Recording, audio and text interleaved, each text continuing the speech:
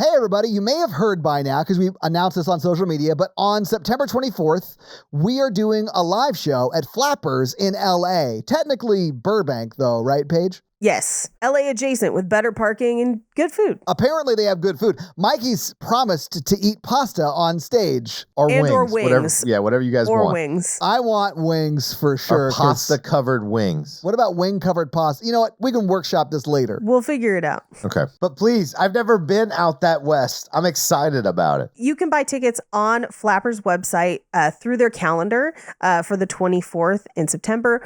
Or if you want to go the link directly through the link, we'll be posting it on social media because it is flapperscomedy.com/shows/the-horror-version. I saw the URL as you were saying it, and I already added it. I already added it to our Linktree type service. So if you go to any of our social media and click on that link that we are allowed to have in our bio of social media, you'll see live show tickets is the very first thing. Just click on that. It'll take you right to it. And we'll be periodically posting it on social media so that you can catch it and see it. So watch all of our social media, Facebook, Instagram, Twitter, etc. for links to buy tickets. There are a limited amount of tickets. This is slightly bigger than live shows we've done in the past, but we do still have a limited amount. So I would recommend buying them early and making plans. Also, it is at 5 p.m. on a Sunday. We did that so that if you had to drive from out of town, you might still have time to drive back in time for Monday the next day at work. Boom. So come see us September 24th at Flappers in LA. It's going to be awesome. And yes, Mikey will be there. Yes. The star. All right, let's get into the episode. This episode brought to you by the following patrons: Jay's Pack, Sexcalibur Bones a Lot, James, Madeline, Edward, Sunzi, Vixen, Holly, Natasha, Laura, Boezy, Jeremy, Allie, Jennifer with the PH, Mr. Ragebomb, Libby, Wes, Dreskel, Aaron, Kristen, Tia, Lauren, Jonathan, Kate, Isaac, and Karoon. And all the patrons want you to know you're loved, you're listened to, and you're a valuable member of this awesome Horror Virgin community. And if you want to hang out with us, do so in the Facebook group where we hang out daily. Hold on, I need to move this pillow. Oh, yeah. Oh, Beach Mikey getting relaxed for the recording. Ooh. Yeah, I'm ready. I got my... Is that your foot? I do not want to see your feet this whole recording. I vote against feet in the camera. No, I don't like this at all. I'm feeling a deep rising, and it's ready to go. I don't like this. I don't like this.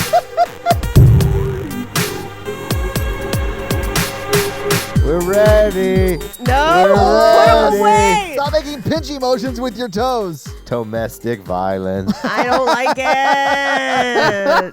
Thank you for tuning into Horror Virgin. I'm Paige. I'm Mikey. And I'm your Horror Virgin Todd, which means I don't like scary movies, but you guys make me watch them. And this week, can I just say Mikey made us watch? Yes. Yeah, this was Mikey and Jake, Rising. really. And Mikey, can I just say this? Thank you. You're welcome. From the bottom of my heart, thank you. I woke up early to watch this.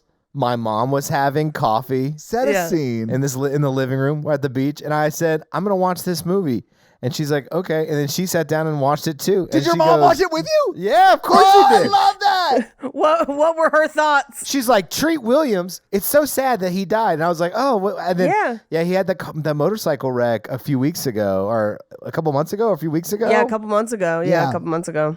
But other than that, sad part, this movie is better than when I saw it in theaters in 1998. Son of a bitch. I didn't see it then. So I don't feel like I can say it holds up, but I loved it today. It's so good. It's such a good movie. Here's the thing. I'm not going to say it's a good movie. I will say it's a fun movie. Yes. Those are two different things. I would say that's better than most movies that we watch on either of these podcasts. Hey, again, not disagreeing, just saying you can't call it good. I love movies where ammunition is not even talked about or considered.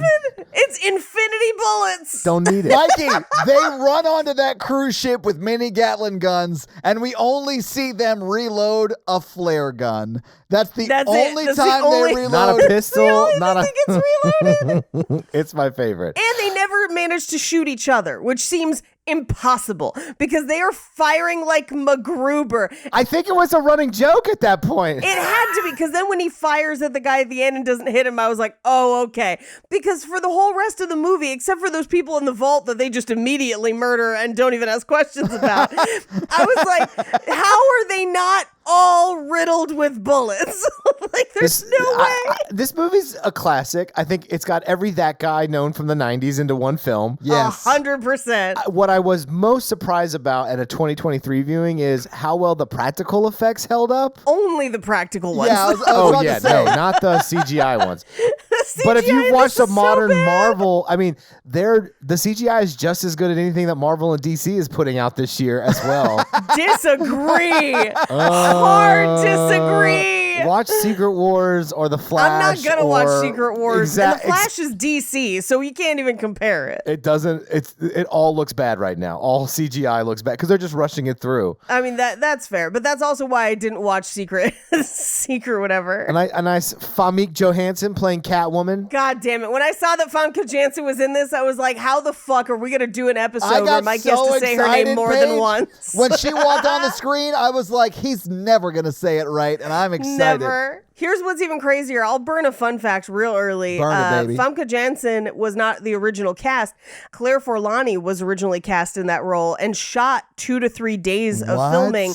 And then she and the director, Stephen Sommers, fought so much that she left the project, and they brought Famke Janssen in literally a week into shooting and just like gave her the role. So like we almost had a more pronounceable version of this movie, but then we wouldn't have had Famke Janssen, who is amazing. Oh, she's perfect for this movie, I think. I'm like, Bond girl to this? Yes, this makes sense Yes. to me. I think the jokes are still funny. Yes. It's still super fun. Yeah, oh yes, this movie's hilarious. I agree. And it's trying to be. I mean, it's everything you want in a film. Here's what's weird to me. It is trying to be. Treat Williams' character, more than anything, is written funny the entire time. What is his catchphrase? Now what? Yeah, now what? Hilarious. They should have just called this movie that, because that's how I They should felt have called this watching movie it. Now What? My favorite runner from the film is everyone hating the comic relief character for no reason, and then him being like, "Why do you hate me so much?" And I'm like, God, everybody hates him. It's so funny. Well, it was wild to see him in this because like a couple weeks ago he made some wild comment about the strikes and people like turned on him. And because that he's guy? also Kevin J. O'Connor, who plays Benny in The Mummy, there was like 1.5 million posts of like, Benny, it looks like you're on the wrong side of history, with the thing of him being like the wrong side of the river. Yeah. Like, yes, 1.5 million. It was wild. And I think eventually he was like, that's not what I meant. I was taken out of context or whatever, because it went away really fast. But yeah, it was wild to see him in this and remember that he is a white actor who has played many different nationalities. Oh, yeah. Yeah, but I was shocked he lived to the end of this movie. I wasn't. When I saw him dog paddling on a goddamn surfboard, I stood up. I was like, this is the best movie ever. We are watching the film, and my mom is like, wouldn't it be just great if he just swam up? And it happened, and she's like, I'm so glad. I was thinking the same thing. I was like, wouldn't it be hilarious if he interrupted them about to have the worst beach sex ever, and then just ruined it, and he fully just died. I mean, them kissing was already outrageous enough where we were like clapping in my living room because it was like one of my college roommates and his wife, my mom and me watching this film. Yes. Can I read you the last 3 notes I wrote about this movie? Yes. Oh my God, I fucking love this movie so fucking much. This movie's perfect. Joey on a surfboard, I could cry. How badly do you want an on-land sequel to this movie? Badly. Paige, I cried when I saw what the box office did because I knew this we movie. were never gonna get like, I don't know, Island Rising or whatever. Volcano Rising. Volcano Rising, yes, Paige. Volcano Rising. I got your first 30 pages right here. This should have been the prequel to King Kong. That's all I'm saying. Oh, God, yes. Because here's the thing. Like I said, this movie is not good, but it is fun, and it is very fun.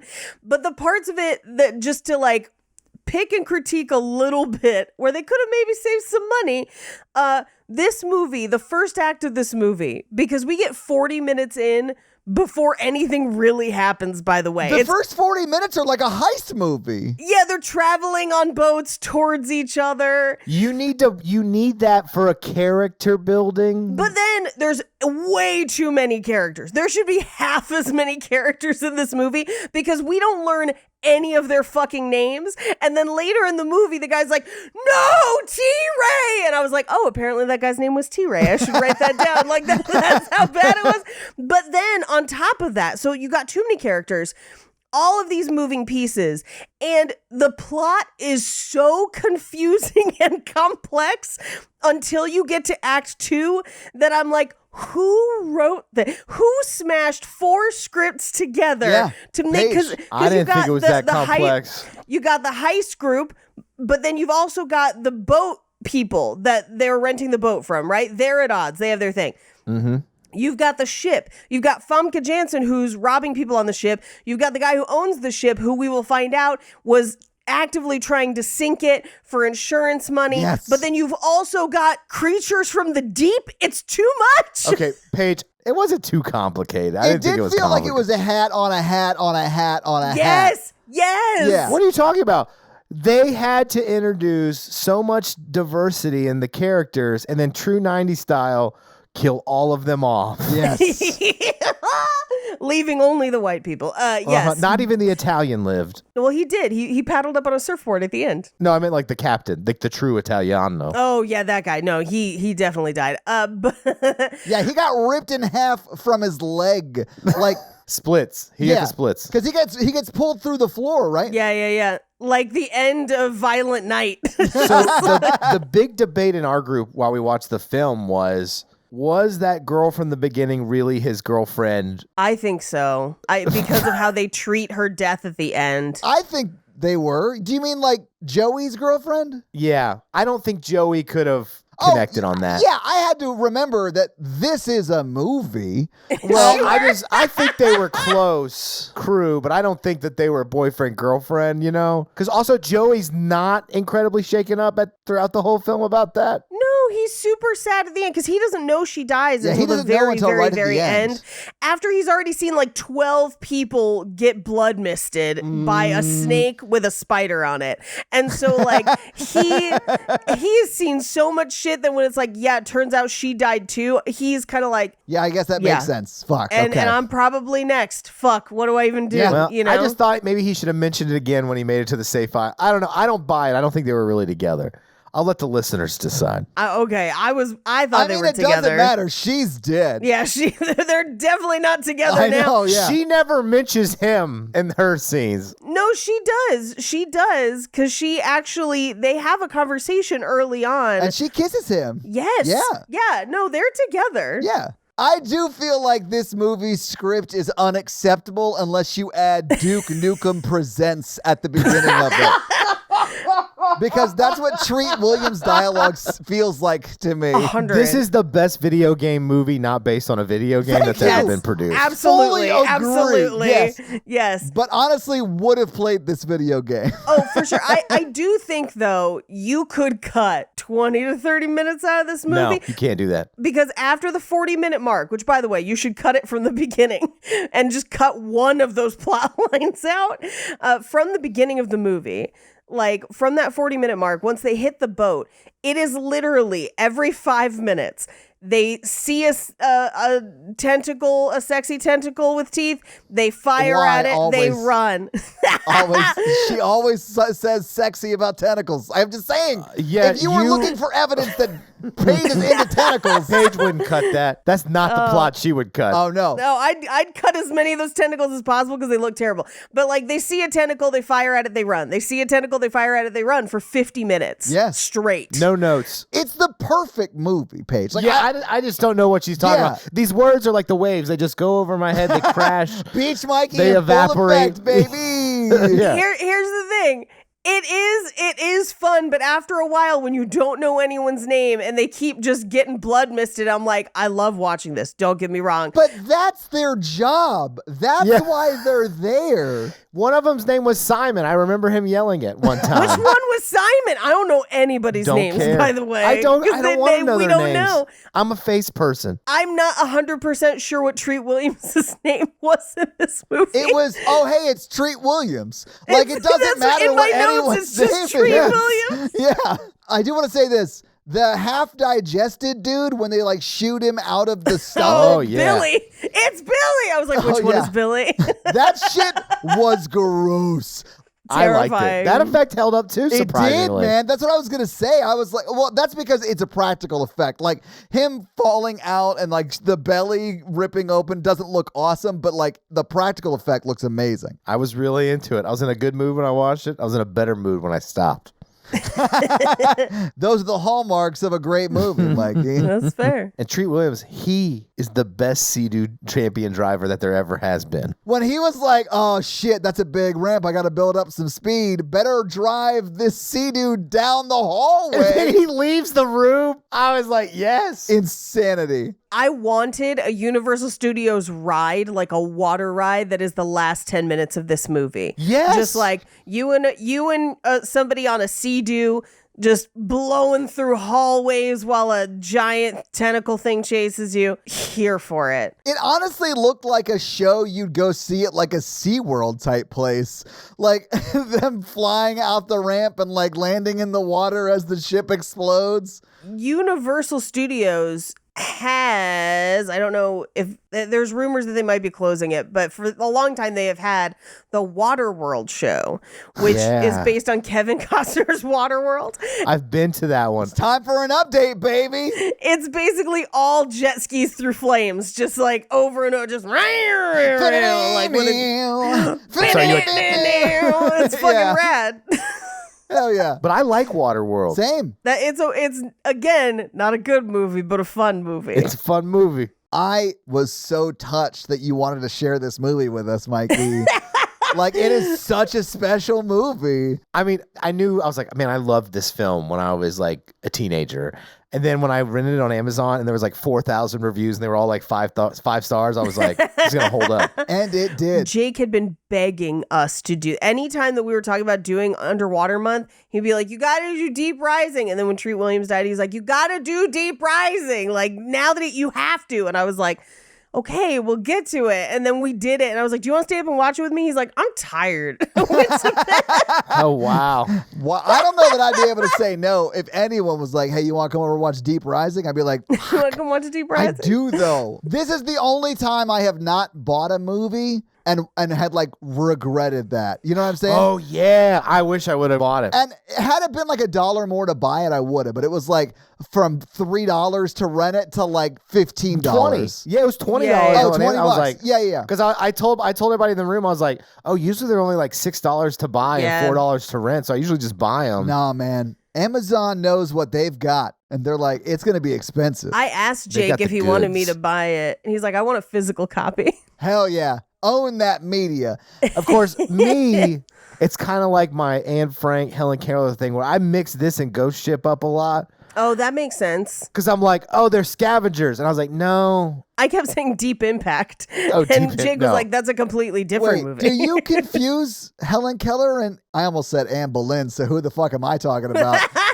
I personally don't, but many people do. Many Okay. people do. It's a real thing. It's because Helen Keller's helper, I guess I'll call her that, Anne Sullivan, is also named Anne, and I think that's where people get confused. Yeah, that's why I do it. Anne Sullivan. Yeah, it's not that you just like don't care. Anyway, I was like, I'm pretty sure Juliana Margulies is in this, and I was like, no, that's Ghost Ship. Then I was like, I think they're gonna scavenge they're gonna like scrap this ship. I'm like, no, that's also Ghost Ship. Wait, have you guys not done Ghost Ship? We've done Yeah, Ghost we have. Ship. I think you were on that episode too. I was not on that She episode. was not. It was towards the end, but Ghost Ship's not as good as Deep Rising. Don't worry about it. That is true. I've seen Ghost Ship. I find the concept of ghost ships very scary. So I do, when they get to the part where you see where all the passengers went, I was like, oh God, yikes. So like, ooh, creepy. So I was here for this. Yeah, it was creepy, man. So was this the first time you had seen it, Paige? This is my first time, yeah. Mikey, what about yours? I've seen this many times. What was your first time like? Oh, in theaters, it was fantastic.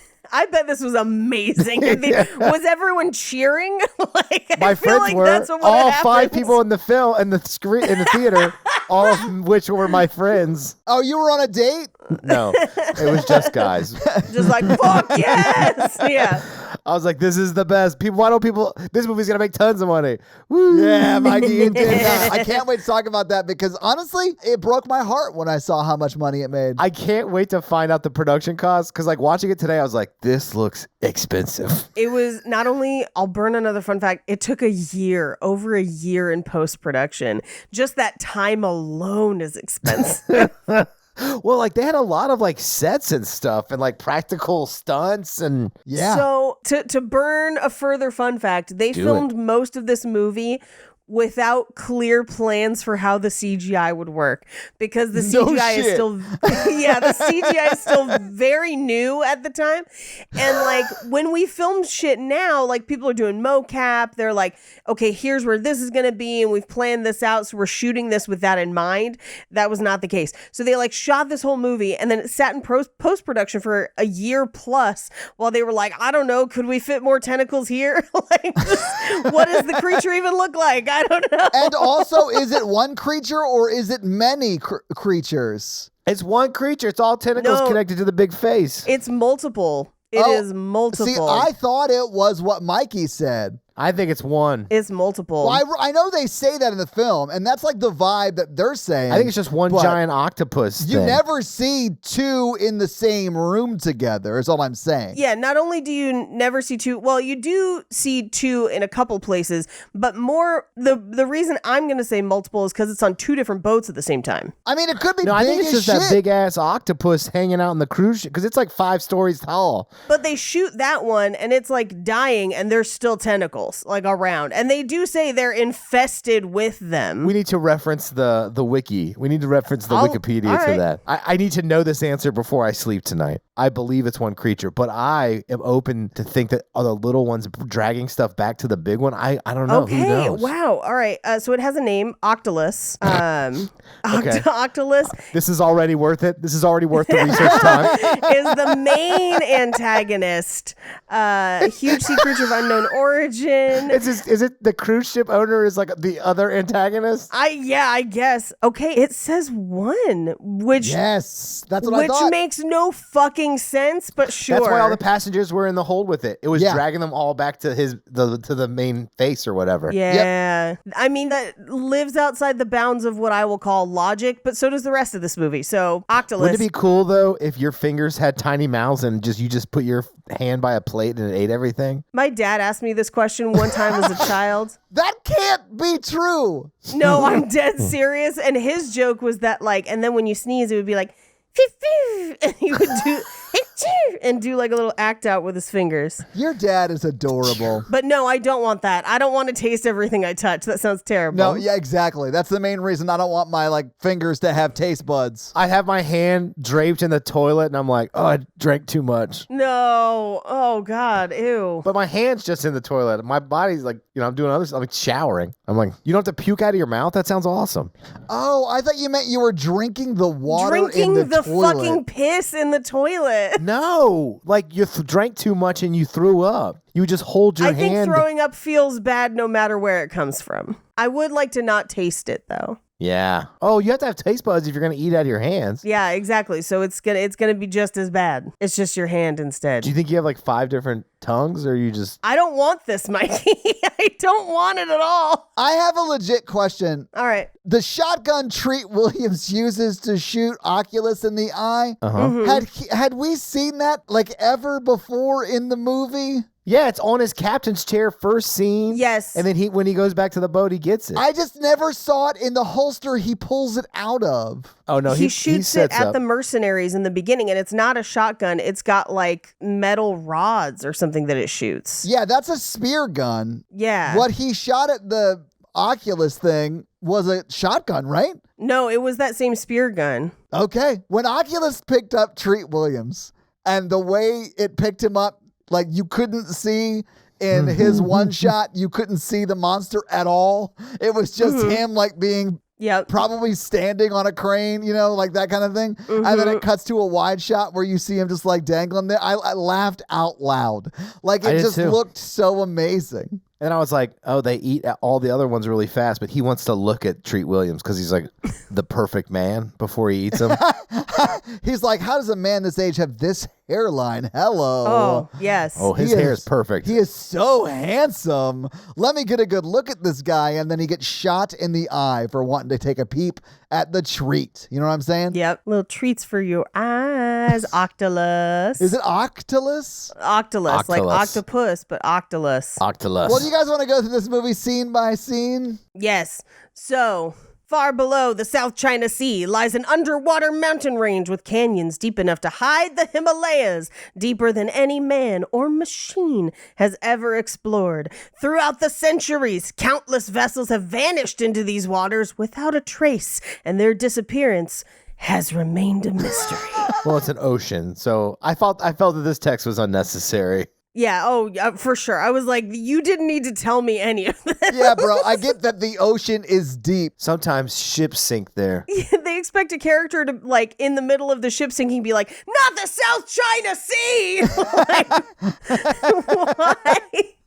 It's not like someone ever in the movie goes, the South China Sea, the most dangerous of seas. Of Octolus, yeah. Yeah. It's not the Bermuda Triangle. I mean, it's like a weird... That would make more sense, Mikey. Like, if you said this is in the Bermuda Triangle, I'd be like, of fucking course, there's an evil octopus. They're like, the Atlantic Ocean. Many ships have disappeared here in the Atlantic Ocean. That makes so much more sense from yes. And maybe it's just because we're closer to Bermuda. Maybe the South China Sea has those kind of myths too. Well, and then we could have had Amelia Earhart pass on a jet ski and just be like, this way! Thanks, Amelia Earhart! Because she supposedly died in the Bermuda Triangle. We don't know how she passed. Paige, I honestly have no notes for your rewrite. Like, that would make as much sense in this movie as Treat Williams the rest surviving. Of the movie. Who do you think was on that island? Amelia Earhart. That was her trying to take off through those trees. I was going to say Roctolus. Paige, how dare you spoil my fan-written sequel to this movie, Rockulus Rises.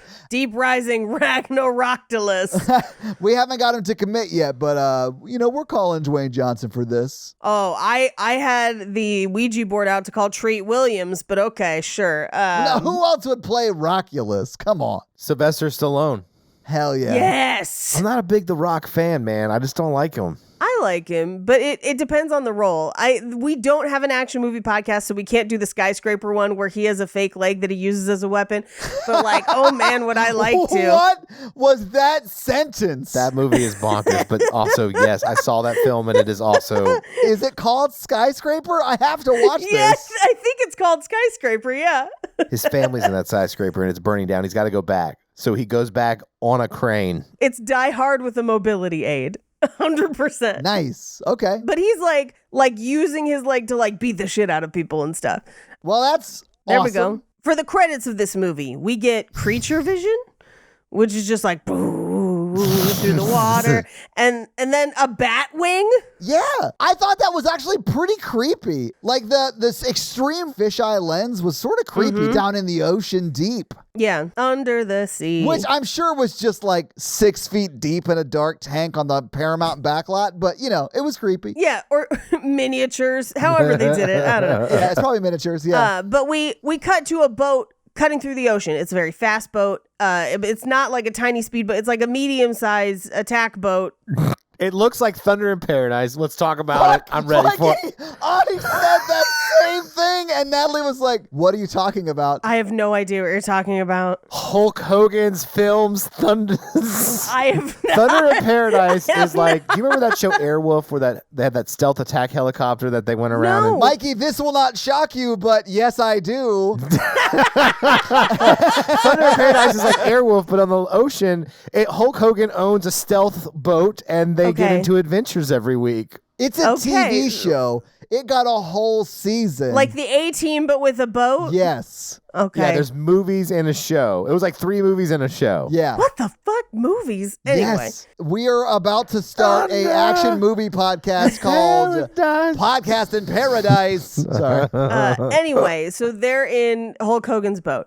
And Treat Williams is driving the boat in a gamer chair, which was fun. But the inside of the boat is a World War II submarine. It 1000% is, yes. Yes. And he's like driving the ship at breakneck speeds while playing solitaire. He's Han Solo of the seas, Paige. He is Han Holy Solo of the shit. seas. Yes. He is absolutely Han Solo of the seas.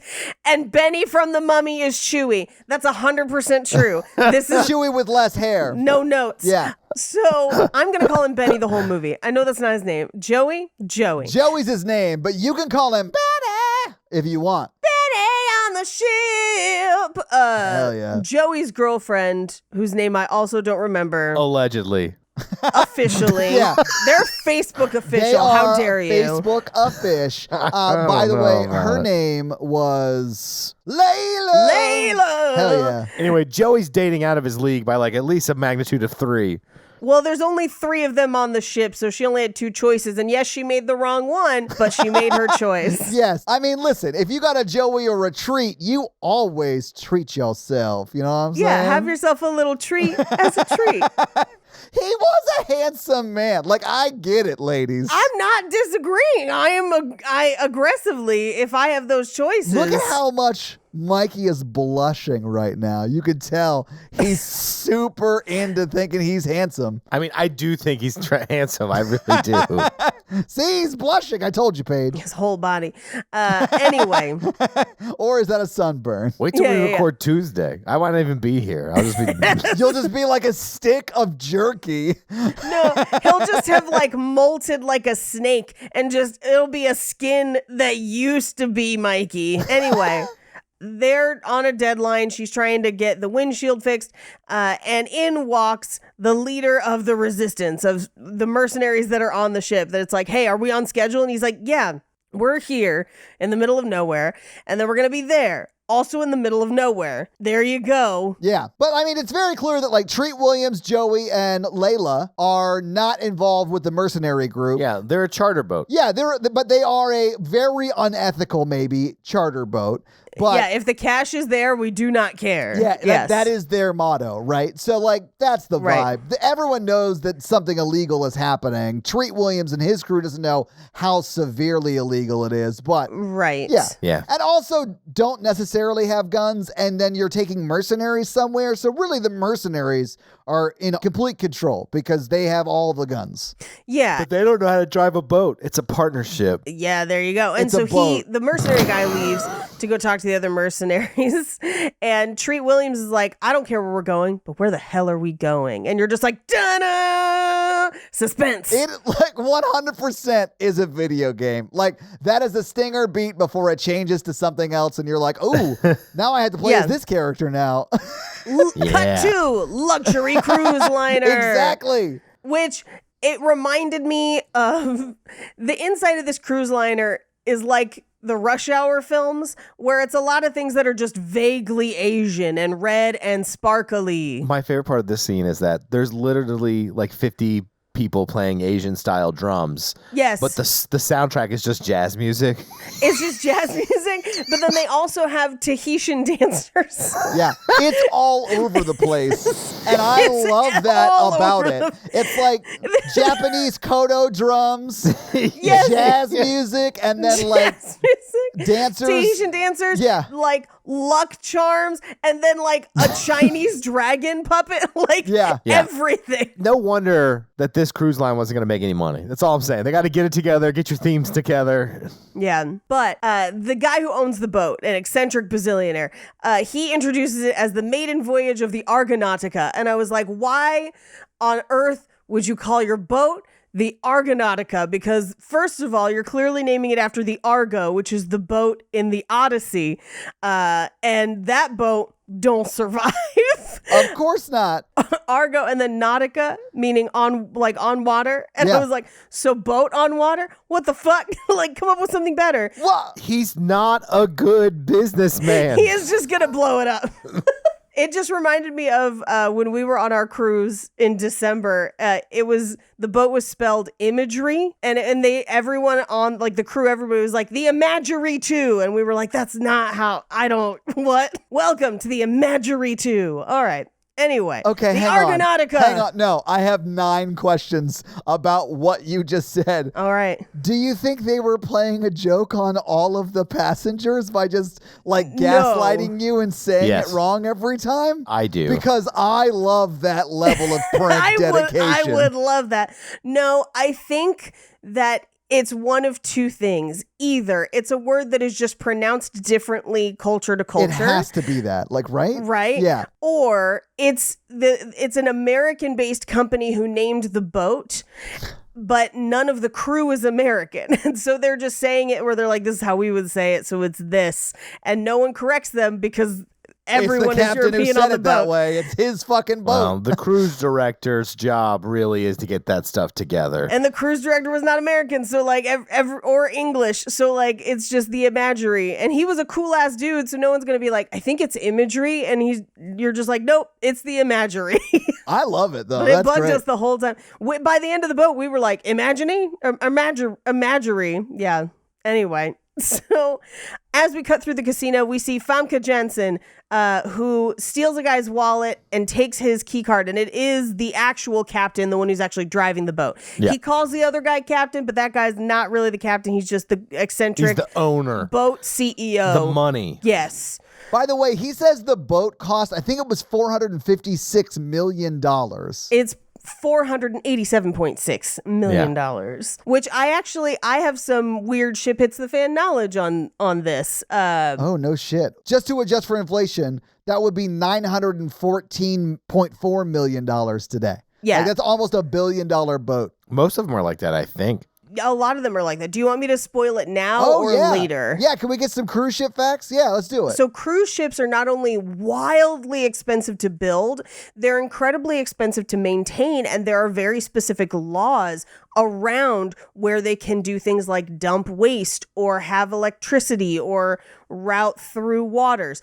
And you have to adhere to those, or else you cannot run your cruise ship. Or else the octagon comes and gets you. Not the octagon. Yeah. It's not the octagon, Mikey. It's the octagon. Octagon safety is a big risk. So, case in point, in 2020, if you want to listen to a lot more about this, there's a Ship Hits the Fan episode about it called The Crypto Ship, I believe. But a group of crypto bros decided that they wanted to be, air quotes, seasteaders. And they wanted to create... I love everything about everything you're saying right now.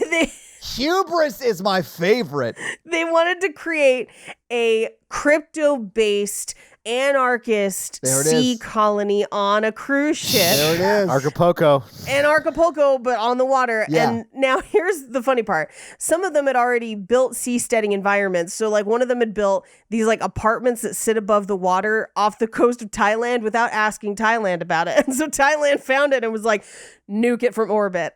So this was their second seasteading venture.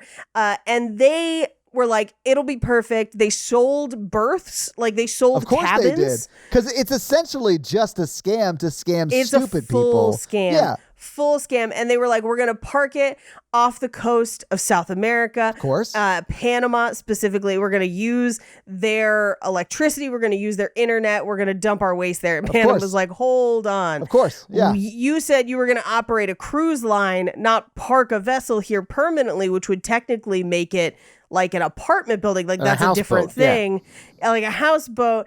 And so they couldn't get the regulations to work. So it ran out of money before it even got to Panama. It's halfway across the ocean, and then they had to sell the cruise ship again. It's one of the dumbest things I've ever heard of. I love that so much. But what I learned from it is that cruise liners are incredibly expensive to operate.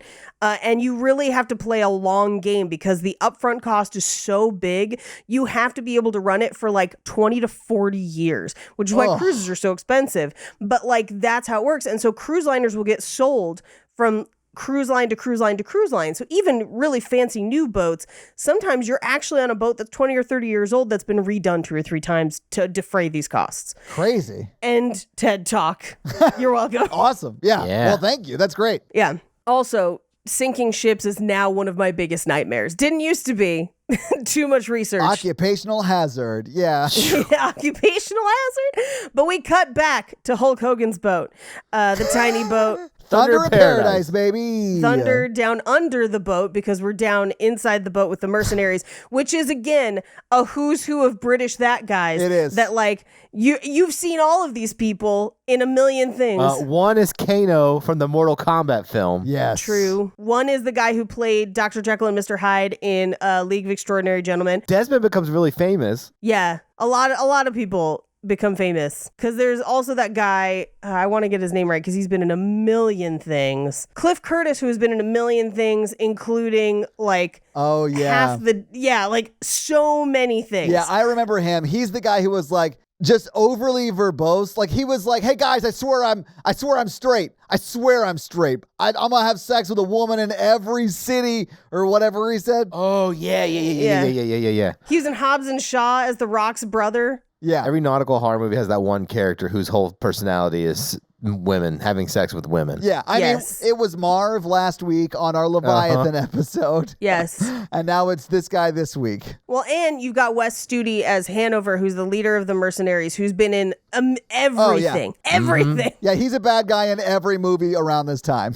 Then Michael Caine was that guy at Jaws of Revenge. Yeah. Anyway, so it's like it's a who's who of people you have absolutely seen before and will definitely see again. One of them is barfing a lot. They debate as to whether or not Australia is a country, just like that girl on the first season of Too Hot to Handle. Yeah, because they were like, well, it's like a peninsula. No, it's a continent. No, it's an island or whatever. Yeah, it's so funny. Whatever. Anyway, they're messing with the guy, trying to get him to barf more. It's really gross. Meanwhile, Joey goes. I hate that stuff. Like, because it makes me gag. Yeah, Joey goes into the cargo hold and literally like crowbars open what looks like coffins, but it turns out they are missiles. Yeah, or they're actually torpedoes, which are just like sea missiles. So yeah. Mm-hmm.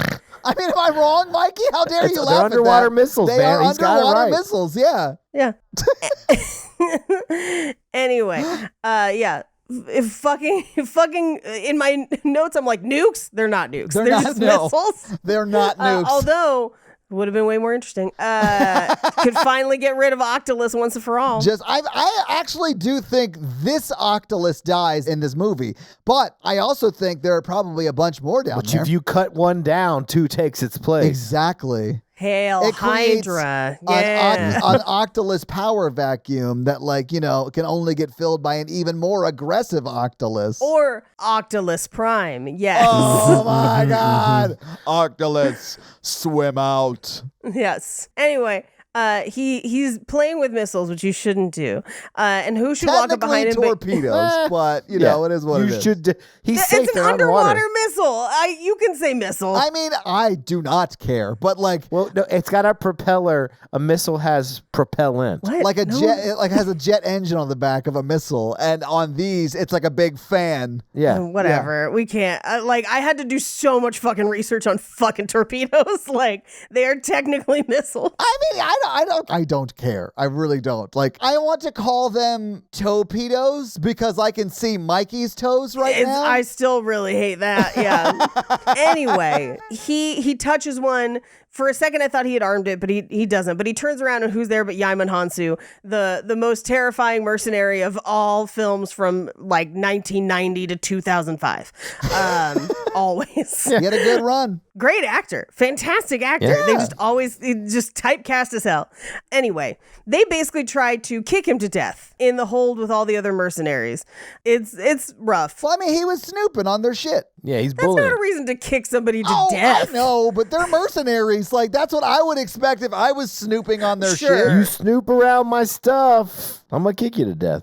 That's not a good reaction, I would That is say. a very older brother stance, Mikey. Yeah. If a cockroach be snooping around my house or a spider, I'm gonna kill it too. That's true. It is usually with a foot. So, Anyway, so Treat Williams comes back. Treat Williams is like, hey, if you kill him, he's my engine guy. I might not be able to get you there. So, like, fuck off. Yeah, but it gets really tense, and it's like a standoff. Mikey, in this moment, this little standoff moment where he's got his spear gun, and everyone's got the guns drawn on each other. I knew in this moment I was gonna love this movie. That is the first time in my notes I wrote, "Thank you, Mikey." It is just like an 80s action movie, but like cheesier, which is hard to do, and I loved it. Yeah. It still works though. It does still work. It holds up. So they get Joey back to like the bridge of the ship, basically. Yes. And now the groups are kind of separate because it's tense. Yeah, but you got Treat Williams, Joey, and Layla, his girlfriend, Mikey. Right. Well, and allegedly. Layla is like stitching him up, right? And this is where it's revealed that they actually are dating, I think, because this is where they kiss. Yes, they kiss a few times here. Yeah, I thought so. But yeah, and then the mercenaries are like in the basement of the tank boat. The hold, I don't know. In the cargo hold. Yeah. And they do arm those torpedoes at that point. Yes. Yeah. Which I think Joey whispers that in Treat's ear as he walks up there. Yes. As he gets back. They armed all of them. Yeah. Yeah. Now, we cut back to the big boat. Famke Janssen takes the key card she stole. She gets into a room and into a vault, and she's about to rob the vault, but as she turns around, who's there? Everybody. Well, the owner, and then I think the actual captain, right? Yes. Yeah, the guy she stole the wallet from. But and the owner just fucking slaps her across the face. Oh, yeah. Dude, I love this scene because she opens the vault with the key card, right? But it's like, there's also other vaults in there. It's like safety deposit boxes. And then she just like eeny, meeny, miny, moes and like very easily opens a safety deposit box like it was nothing. And it had like the 3-number keypad slider thing where you have to like, and she just like opened it. the code. I was like, is she psychic? I don't know. I love that aspect of it. She's Catwoman, man. Well, and she didn't seem to be going for that specific thing either. She was just like, oh, whatever. Yeah, she like casually picked that one and knew the numbered combination behind that safety deposit box lock she picked. I was like, I love this. This is amazing. Yeah, but anyway, we find out that she is wanted in 4 different countries. She is a known thief, and they throw her in the pantry because the brig is not finished. And I do love that she just pops some champagne and eats a flat of what looks like sushi. Yeah. Just like she's having a grand old time. Yeah. Best jail ever. Yeah, amazing. It's like Sweden jail. And also being in here saves her life. It does. Yeah. Yeah. We cut to the navigation area of the ship where apparently this ship is run by 3 CD-ROMs and they change all 3 and break the old ones. Windows 98 is on board this ship and it's everywhere. And it was breaking new technology at the time. This movie came out in 98, Mikey. The technology in this movie is a fantastic, and I love it. When they walked in and we were just following the suitcase and like the hands so it doesn't reveal who did it or whatever, and we see the suitcase get set down and he opens it and it's like they're putting on a show with this suitcase and it opens and it's just 3 CDs. I was like... in foam. I know. I was like, what is this? Half of Fellowship of the Rings on audiobook? Like, what are we doing? No, 3 CDs for Windows 98? That is Civilization video game right there. You gotta have 3 CDs to install it. It's like, are you trying to play Final Fantasy VII on this machine? What are we doing right now? I had to install Final Draft Suite or Final Cut Suite in 2004, and it was like 20 discs. Yeah, I was about to say.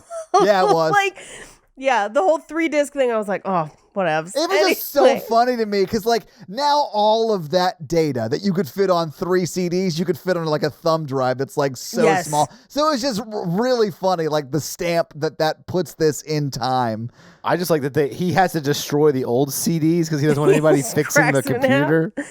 I wanted one of them to be one of those free AOL CDs. Oh, Paige, that would have been so fucking funny. I had AOL at the time of this film coming out. I did too, Mikey. Yeah, for sure. This was like deep in the like ASL days, like learning how to flirt online. Oh, yeah. Mm-hmm. I do not mind telling you guys that I was real bad at it. Yeah, I bet you were.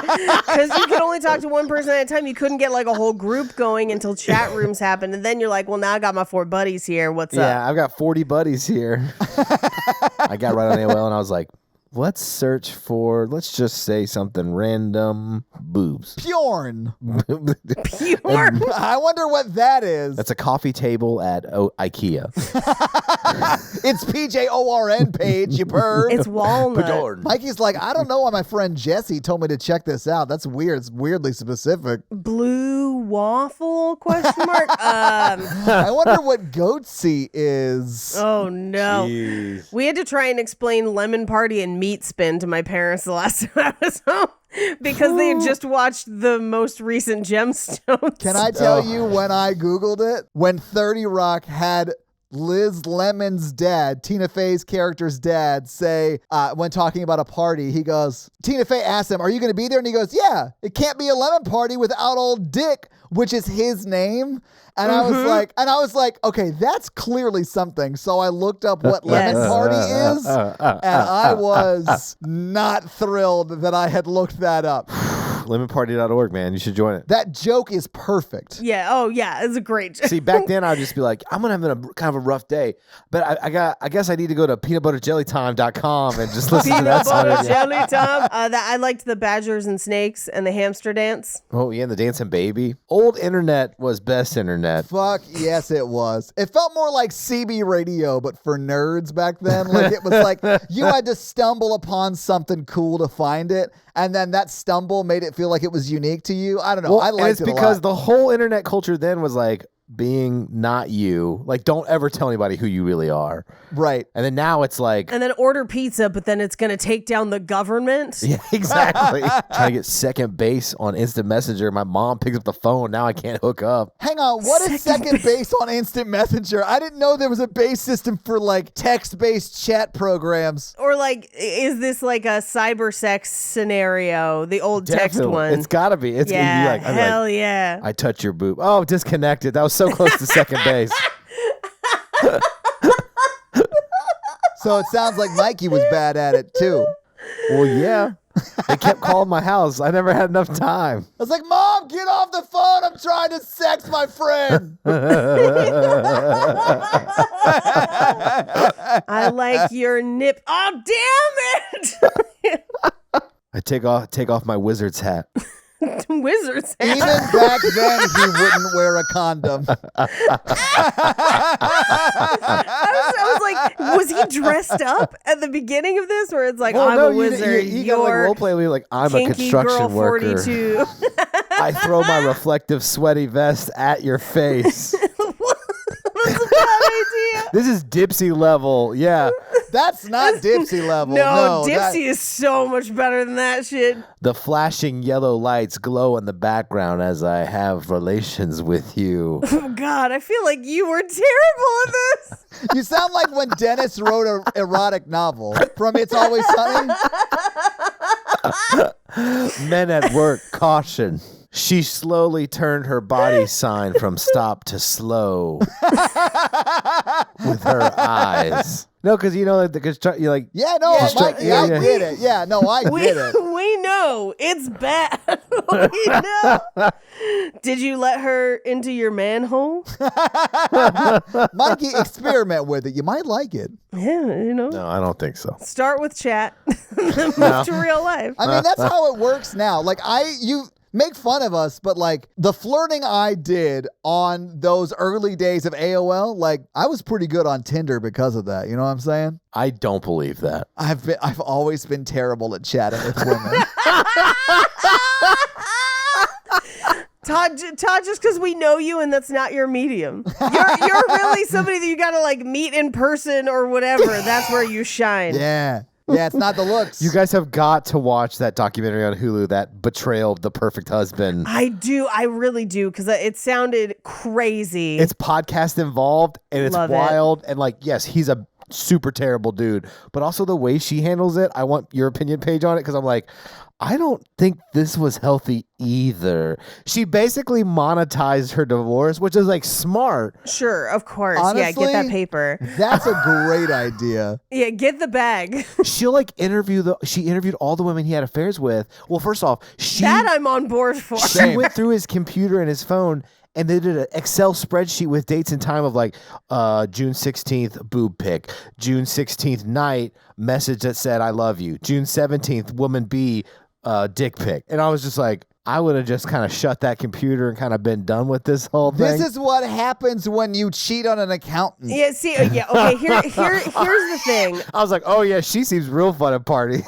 I am aggressively here for her interviewing all the other women for a podcast. 100. I want to hear that podcast. I might go listen to it. Yeah. What I'm not here for is her continuing to talk to him, because I feel like this is a thing that a lot of people do when they break up with somebody, where they're kind of blindsided by it and they feel hurt by it, that they're like, I deserve some sort of justice. You're never going to get it. Or closure or whatever. Yeah. You're not going to get it. But she interviews them and they're like, he just manipulated me. He brought me back to your house. Yeah, of course. And I was like, well, you knew he was married and you went and had sex with... I mean, did they? Did they? Yes. Okay. I knew he was married. And like, she's like, it's okay. I know he manipulated. I was like, well, some people, I mean, like, it takes 2 to 10. She's like, yeah, sure. I saw your wedding pictures as we walked up the stairs to have sex in your bed. Yikes. And I was like, okay, that is a problem. Yeah, like no, you have to watch it. It's only 3 episodes. I just binged the whole thing. I was like, what? I'll do that after I finish Witcher. Anyway, so they break the CDs. Back to this movie, which shuts down the entire ship. They're sailing blind. They're stuck in the water. And just as they do that, they hear like a crash and there's something on the boat. So there's something coming up beneath them. They don't know where it's coming from, but it's at 31 knots, which is very fast. That's about as fast as a cruise ship could travel at like max speed. Yeah. And that's in excess of max speed usually. But they are like, we're like watching this from like the cruise ship control room, and the helmsman is like counting down in tens from like 180 meters away or whatever, and counts like all the way down to 0. Well, he's like, crazy. It's radar. I was like, I think it's sonar when it's underwater, but it is. Yeah. This movie is like lazy in a very fun way though, Mikey. So I loved that. Yes. Especially because we only ever see one passenger die, and it's the lady who we see a few die in the like crash, right? Because people run and people get trampled, but then a lady runs to the bathroom and you're like, oh, she's safe in the bathroom. Nope. She gets her butt eaten through the toilet. Yeah, she gets snatched through the toilet. Mikey, that was the second time I wrote, thank you, Mikey. Because you watched a woman get Paco jetted by the butt? It was like... awesome. I couldn't believe what I was seeing. It was hilarious. At that point in my notes, I just have, if we could watch this, we could watch Snakes on a Plane. Because it reminded me of the scene in Snakes on a Plane where the guy gets bit on the dick by a snake. What? Snakes on a Plane is a wildly bad film, but I still went because I love it. I fucking love it. Is it horror? Can we do it? Yeah, technically. It's definitely goofy. Action thriller is what it says. Well, I mean, we can make an exception. I feel like you could argue for it given the body horror and a bunch of other stuff that happens, but like a snake, holy shit. I just became Australian for 1 second. Anyway, so she gets blended through the toilet, and one of the boats, now here's what's interesting, it makes it look like a lifeboat drops off the ship, but that's definitely a speedboat. Yeah, it's a speedboat. Yeah. So the speedboat drops off the ship and our other boat runs it over. Now, the movie's kind of unclear about the timeline of like when that ship stopped versus this ship arriving. It's gotta be afterwards for a while. Oh, I assumed it was like 2 or 3, 4 hours later. Yeah. It has to be. Yeah, the movie's just not super clear. But they do, like, it seemed like the ship shutting down and the monster arriving happened almost at the same time, right? And then it jumps like 4 hours to us arriving there with the mercenary and Treat's crew. Right, because they run over that boat, which has floated a fair distance away from the cruise ship. Yeah. They hit it. It puts a hole in the hull, but it's above the waterline. So they're able to basically make it to that ship where they then, ideally, they're like, well, we'll fix it in the machine shop. And I'm like, you better hope that machine shop has a lot of extra shit, but fine, all right. I mean, it is a cruise ship. Like, I could see them having stuff to fix that on a cruise ship that's way bigger than the boat you're on. Potentially, but they have stuff to fix the ship that you're on. Of course. Yeah. Not like a random other ship. Well, a machine shop can fix things. It's a machine shop. Well, if you can weld and have enough, like if you could like machine things, but I mean, it's not like you just go and weld a hole in the boat with nothing to weld to the hole and then get eaten by My God, when I saw her welding literally nothing to the boat while she was welding, I laughed. I was like, hilarious. You're doing nothing, so ma'am. You're doing nothing. I mean, we did an episode one time where a plane flew through a boat and they were able to replace one side of it. But this was an aircraft carrier. So like they obviously had stuff. But cruise ships, usually if something happens, there's not a ton of stuff to like, they usually have to dock. But so wait, I guess it depends on your boat. So wait, you're telling me that cruise ships don't have like a side opening place on the side of them where you could launch sea dudes out of? They do have, but I mean, like, they can probably repair smaller boats, just not, their boats are so much bigger. No. It's the opposite. They could repair their own boat. They have the stuff that's custom built for their boat. I don't know that they'd have the parts to repair a smaller one. Who knows? I certainly don't. And after this movie, I'm never going to go on a cruise ship again. Yeah, I mean, honestly. This is not my cruise experience. First off, they go around rainstorms. So, like, that whole scene took me out of it immediately. That is true. Mikey, would you do a Pitbull-themed cruise? 100%. Hell yeah. I would go with you. You're definitely going to get diarrhea. I'm going to eat a salad, but I'm also going to go see Pitbull a lot of times. I'm going to go buy a bald wig and a tuxedo, and we're going to have that time. I would totally go. Same. His fandom's got a good vibe. I don't know, man. It's the only way I understand Swifties. I understand Swifties through the eyes of Pitbull. Here's my Pitbull braid wristband or whatever that they all make. Yeah, I don't get it. Here's the thing. If you like it and you had the money to go and see her, more power to you. I don't understand. It was not something I was going to spend my money on. Anyway, they pull up in hopes that they have parts that can fix their boat. So they board the boat through the cargo bay, and they're just like, where the fuck is everybody? And they leave Layla and Billy on the boat. They did get their Chinese Gatling gun assault rifles out for this part. I was like, I remember fake guns in movies, and I miss them dearly. I loved this so much because the gun is like, I don't doubt that it could work, but it's wildly impractical for what they're doing because they'd go through a clip in less than a second. There's no clips. They're like Jesse Ventura in Predator. These Chinese assault rifles just teleport ammunition in or something. No, I think they're just noisemakers. Like, I don't think, I mean, if we never saw like the tentacle hands like exploding with bullet fire or whatever, I would just assume they were shooting blanks the whole time. They have no tactical flashlight. They have a full-ass regular-sized flashlight attached to them. Just taped to the top of them, yeah. I loved them, though. Like, after seeing Leviathan, like, those are the weapons I wanted to see in this. Oh, yeah. Yeah. I can see that. Just wild flamethrowers. Yeah. Now, they get on the boat. They're walking around with the guns. They're in the machine shop trying to find the parts they need. And no one seems to be around. It is completely empty. And the guy that we will find out is T-Ray later.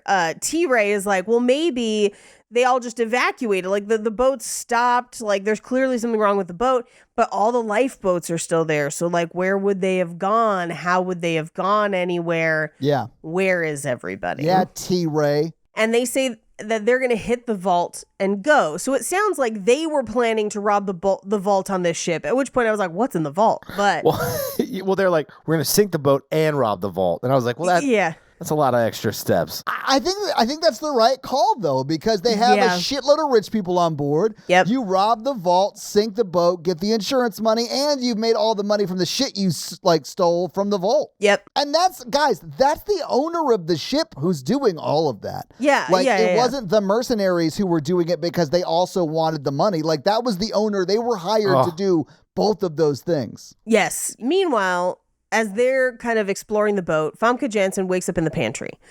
She can hear things in the pipes, and she's like, what the fuck is that? So she picks the fuse box, which would have electrocuted her. Yes, it absolutely would have. I do love that, like, the entire ship has been gutted and digested, and she has been asleep in a sushi coma. Yes. Been there. She just had sushi and Chardonnay and fell asleep. No, it's because when the ship crashed, like when the thing crashed through the ship, she got buried under a bunch of fruit. But anyway, she's fine. She's got a traumatic head injury. Yes. Meanwhile, we cut to the smaller ship where she is welding nothing, which is hilarious.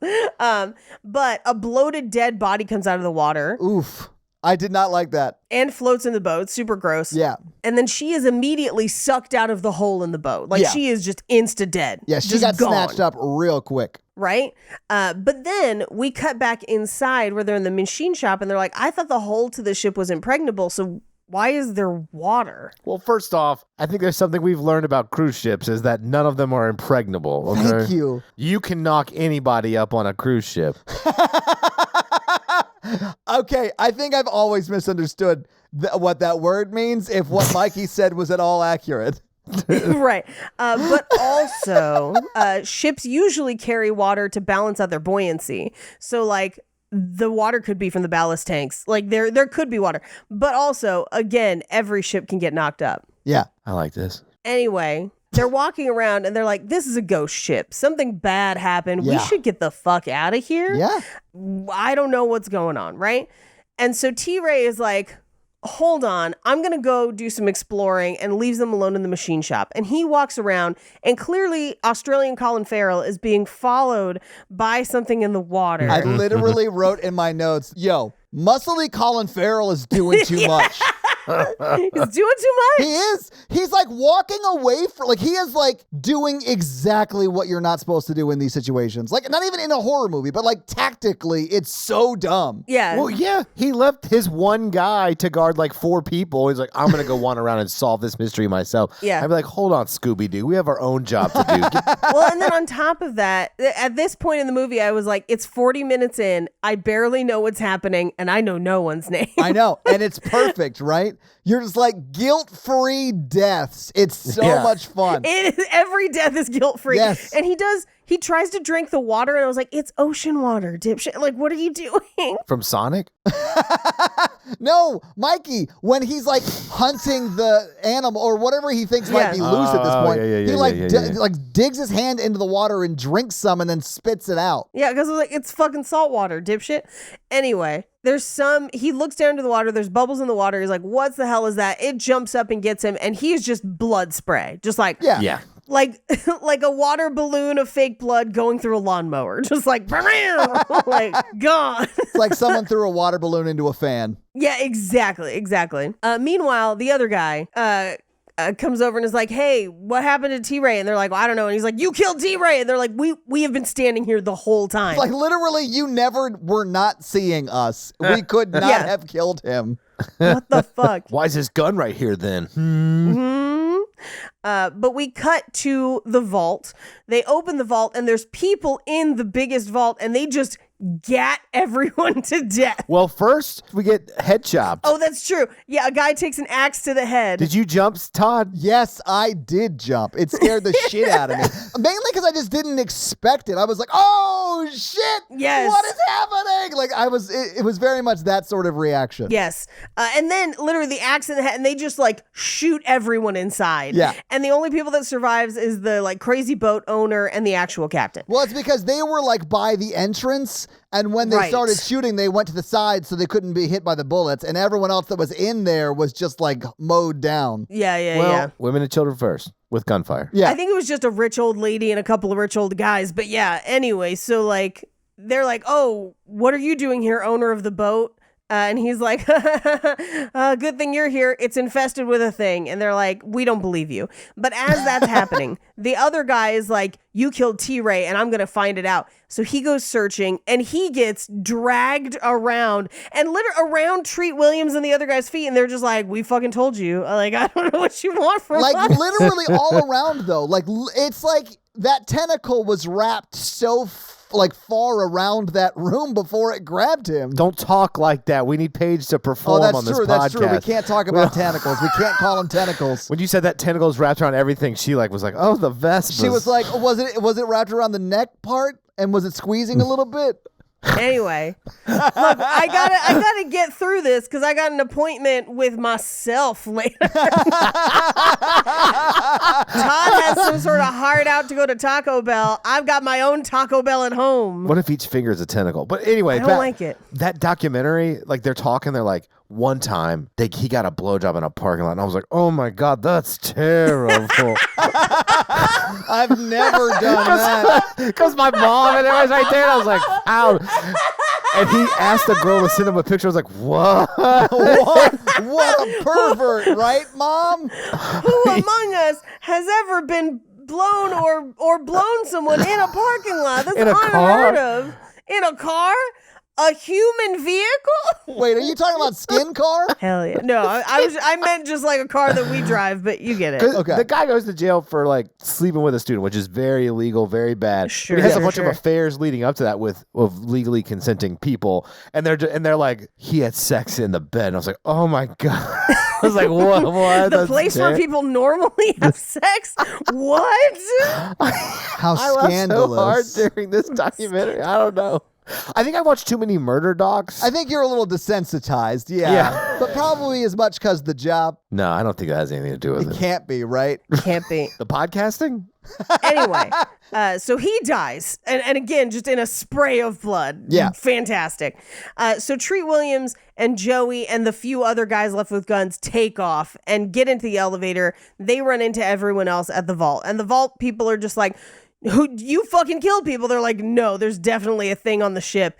And the rich guy's like, I fucking told you. And they're like, what are we doing? So they make a run for the elevator. So does Famke Janssen at the same time. She gets there first.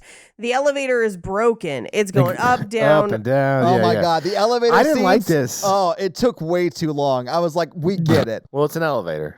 But yes, they fall and then fall up and then fall back down. It was like they went and showed us Tower of Terror for like 3 minutes of this movie. I was like, I get it.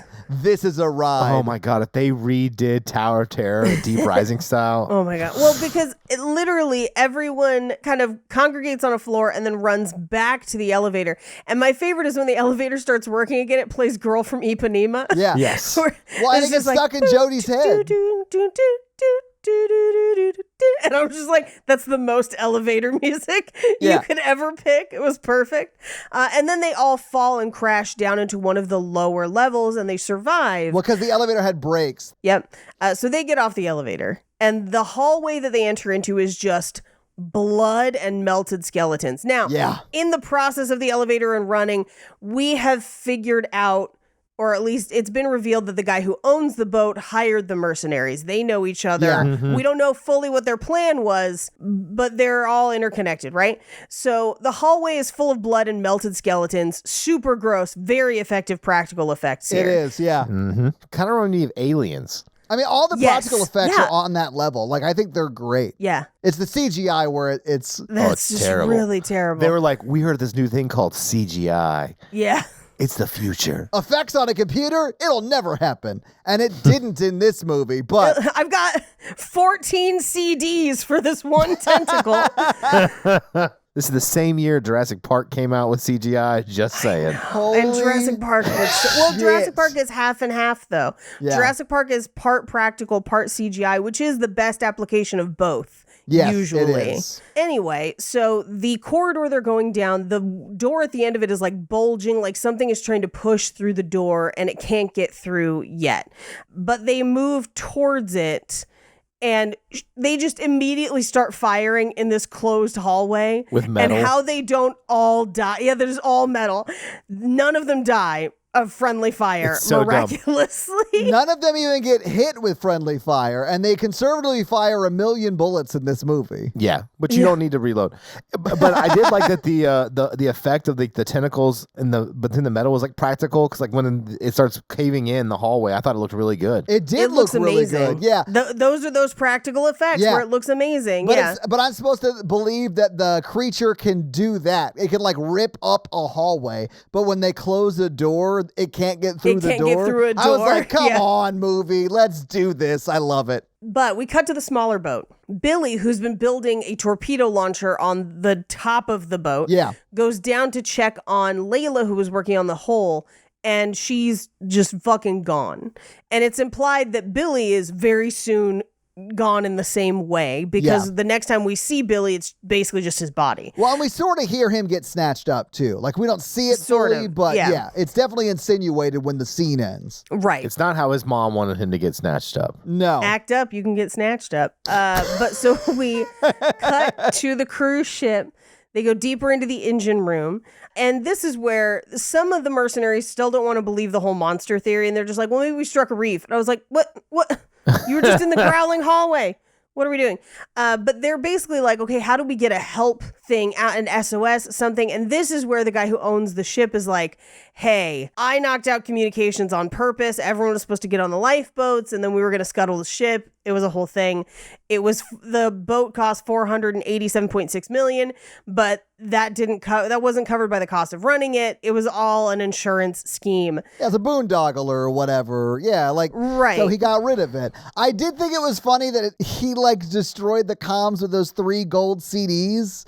And because I would assume that every one of those is not escape pods. What are they called? Like the lifeboats or whatever.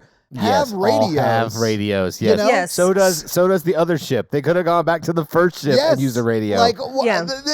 There's so many radios around, guys. Yeah, but nothing. Anyway. The Bermuda Triangle would have explained that. Or maybe they're just so far out into the South China Sea, radio signals won't travel that far. I don't know the science. I believe they travel forever. I mean, looking for an explanation in this film is a fool's errand.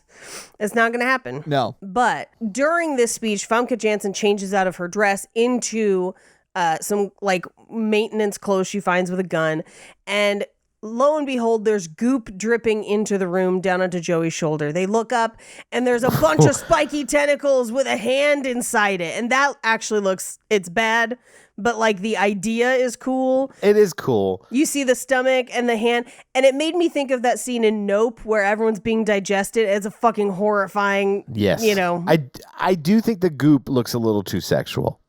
It does look like lube. It doesn't look alien enough. Does that make sense? You needed some neon pigment to it. Yeah, aliens goop looks aliens. You know what I'm saying? Yeah, well, because it's acid spit. Yeah. Well, and all the stuff they secrete and make the walls and stuff. Yeah. This goop looks like 17-year-old's bedroom goop, you know? Yeah. Anyway, they fire at the belly of that tentacle and it just dumps out a handful of things, but one of them is Billy's body, who's half digested and melting. Oh, it's so gross, but it's a good effect, man. It grossed me out, man. Yeah, and they just shoot their infinity bullets at it. And my favorite is they're like, what are these things? And Treat Williams just goes, real unfriendly. Yeah. Everything he says is a Duke Nukem line. I swear to God. That's what great. It is. Yep. It's not as good as Duke Nukem. None of his lines are funny. They're just supposed to be. And I'm sorry. What are you looking at? And then shooting it in the eye wasn't funny, Mikey. It was amazing. It's and it's all the fact that he seems completely unaffected that evil tentacles are murdering everyone around him is just whoa, bad day. That. It's that attitude that makes it so funny. He's been around. Everyone's heard of Phillips. I forgot his real name. Captain Phillips? Yeah, I think his name is Captain Phillips. Captain Phillips is the movie that Tom Hanks was in about that real life captain who was I'm the captain now. Is that the reference you're trying to make? That's based on the life of Treat Williams. Famous Captain Treat Williams. Anyway, Treat Williams and Famke Janssen are look, you and me, fuck the rest of them. We're getting to this boat. Treat Williams was walking around like nothing was going on, but when Famke Janssen was going through the Lost and Found, it looks like she's shopping at a Goodwill or something. She seems nonplussed. She's whatever, tentacle monsters. It's fine. All of these people had traumatic childhoods to the 9th degree because that's gotta be what it is. Yeah. Nothing. They're I saw both my parents murdered by an axe murderer. So I find tentacles sexy. Yeah. Everyone's so nonchalant about it. Treat Williams and Famke Janssen. Did I say that right? I don't think so. Okay, well, I got really close. They both are just like, they never freak out about anything, and it's because something very bad happened to them. Yeah. Yeah, but this is where we kind of get more of a close-up to one of these tentacles where it's got like teeth and like almost like a spider at the end of it. It's real fucking gross. It's like tentacles with a mouth, and it's got like a 5-finger, like grippy mouth thing on the front of it. It's real gross. Like, I hated it. Yeah. It also looks real silly. Like, I think if someone did this CGI now, it would be really scary looking. But it would be scary. Yeah. It's kind of like The Mist, where like everything else is really good working around it, but then you're like, oh, I didn't really like that creature. Yeah, the practical stuff, top notch. The CGI is pretty bad. But that's one of the things I love about it. Like, it's charming, if that makes sense. Well, and they, at this point, make a run for it. And this is where the actual captain gets stuck in that grate, or one leg does, and he just gets pulled through it. Oh, man. They are just racking his nuts over and over in that shot. And I felt so bad for that actor. I was like, I hope he's wearing like a cup or something. Like, this is terrible. It's There's bad, no but way this that's his real leg. Come on. But he was in that scene, though, right? Like, well, yeah. I don't think the actor had to go through it, but I'm just like, if that really happened to somebody, that'd be fucking terrible. Yeah, I hated it. Well, and this is where the guy who goes on to play Jekyll and Hyde opens fire and just goes, "Eat this, you wankers!" And I was just like, yes. That's exactly what I wanted from this film. Dude, when he died, which is coming up like almost next, I think, but like, I loved it because he like goes off by himself like the other guy did. It's like beat for beat exactly what happened with TJ. The same. It's just instead of being, it's at a different location of the ship, but it's like the exact same thing. Well, before that, we get the owner of the ship being like, I think they're this ancient tentacle monster that I happen to know about, even though I'm not a marine biologist, but I know all these facts and I'm going to tell them to you right now. Okay, let's go. And you're like, why would he know that? He just casually knows the specific unknown monster that is attacking their boat. He is the only one who's been on the internet. He had his AOL CDs. He installed them. Anyway, they follow him because he knows the blueprint of the boat, but they find a dead end that's flooded where they would have to swim under a portion of the boat to get to the other side where there are other elevators and escape hatches. Yeah.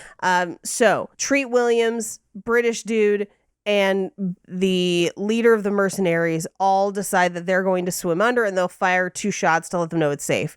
They swim under, and before they can even fire the other 2 shots, the tentacles burst through the other side. So Famke Janssen, Joey, and the remaining mercenaries all dive in, and they have to swim under.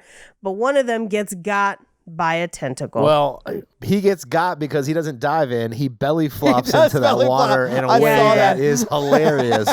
Yes. It was really funny. Although this is the scene I referenced before when it's like ripping up the hallway to get to them. Yes. And then they close the door and it has to like bang on the door to get through it. I was like, come on, man. How strong is the monster? Well, like, you know now that's smart because later on it herds them. It herds them. Yeah, it does hoard them. It hoards them like snacks, but it also herds them like animals. Right. This is also the scene where Joey hyperventilates and is like, could you just like get asthma? I did love that. It was so funny. Yes, he's having a panic attack, which I think is funny. And very justified under this scenario. Now, the other thing, because as they're tearing through the hallway and they close the door and they're running from them now and have dove and they're going to swim, I did note that it looked like the pipe screensaver. Holy shit, it did. Yeah, when he's like checking the map to make sure they have an exit 20 meters down into the water, you're absolutely right. It did. Yeah. Not even just that. When the monster is in the hallway and there's like a bunch of tentacles, I was like, I remember the screensaver. Yes. Anyway, they end up in the water. They swim. They lose one more of the mercenaries, but Joey and Famke Janssen make it. But this is where the British guy is just like, where's Mason? They got Mason, not Mason. And it's just like, bro, what? Who's Mason? Who's Mason? Yeah. But at this point, he's like, who's next? And I was like, clearly you. Like, what are you talking? Let's lock ourselves in this kitchen. Yes, because at this point they're in the kitchen and the guy who owns the boat's like, they're not even going to look for us for another 24 hours. Now, here's what I couldn't figure out. Tell me if everyone thinks I'm crazy. And maybe it's because they feel like they have to get away from the ship, but I was like, why are we not hopping in lifeboats? Yes. I mean, they'd be out in the open, they'd get eaten, but you have a better shot on the lifeboat than there, I guess. No, lifeboats have engines too. I have no idea why they wouldn't hop in a lifeboat or use the radio in one or a combination. Right? Absolutely do all of that. Yes. It would have been better if the cruise owner was like, those lifeboats, they're just for show. We never actually We never actually built them, yeah. Or we don't have enough or whatever, because that's a super common problem when boats sink, because they have like a minimum amount of lifeboats that they have to have, but that doesn't necessarily account for the entire capacity of a ship. So like a lot of times when ships sink and a lot of people die, it's because they didn't have enough lifeboats, or half the lifeboats become inaccessible in the accident. The more you know. Yeah. You need more sea-doos. They do need more sea-doos. Anyway, they realize, courtesy of the guy who owns the boat, that no one's going to look for them for another 24 hours. At least. Like, they got to figure something else out. And this is where British guy's like, it's time for us to make a stand. I was like, make a stand? Like, what? You are a handful of people with guns. You have been. But he's like, right here, right now. And my brain just went, right here, right now. I also heard that song. But I mean, at least everybody else in the kitchen was like, no, dude, like, this is like the dumbest idea in the we history gotta of get ideas. off this fucking boat. But it literally is just him against everyone else. Yeah, well, and because everyone else is like, look, one time I saw an octopus open a thing to get a fish, and he's like, what does that mean? They're like, we're the fish, get off the boat, like, run. But of course, as they're all talking in the kitchen, we watch all their faces as we realize there's one right behind that guy. They take off. He shoots it as it like runs into a stove that kind of catches on fire. And he is like, perfect, got it. And then he's walking alone and boop-a-doop, it gets him. I mean, it is a nice misdirect because he kills the one that like initially comes after him. Right. And then he's like, I got you, sucker. And the second it doesn't cut away, you're like, oh, there's another one behind him. And that's exactly what happens. Yeah. I literally wrote in my notes, clever girl. Yeah. Well, in this point, also, they've realized that they're being herded. So they run towards their only open exit, I guess if you want to call it, into the bow of the ship, like one part of the cargo hold. And it's literally all of the passenger skeletons. Yeah. And it's fucking gross and terrifying. Yeah, but you don't get to look at it long enough because then the big CGI PlayStation 1 in-boss comes on the screen. Oh, you mean Dan Flash's complicated shirt patterns? That's what the monster looked like to me. Yes. So they take off running from all of the dead bodies and the big monster and the tentacles. Yeah. And as they're running, the guy who owns the boat is like, oh yeah, definitely go that way. And then he ducks through a different door behind them. What is he going to do? Like, why does he duck away from them? I think he's going to their ship, but again, doesn't make sense because they have lifeboats. Right. Either that, or I thought he was going to try find another place like the vault where he would be safe. But then I'm like, if the boat sinks, you're fucking trapped. The boat definitely is going to sink. What's the monster going to do? Just like leave it alone? Yeah. Eventually I don't it's going to sink. It's the Kraken. Yeah, it is kind of the Kraken. Yeah. Anyway, as they're running, they end up throwing grenades at the monster, which again damages the ship more. But also, this is where Treat Williams realizes he lost the backpack with the boat parts in it. Which is hilarious to me, because that's the whole reason Treat Williams and Jody go on to the cruise ship, is to get parts to fix their boat.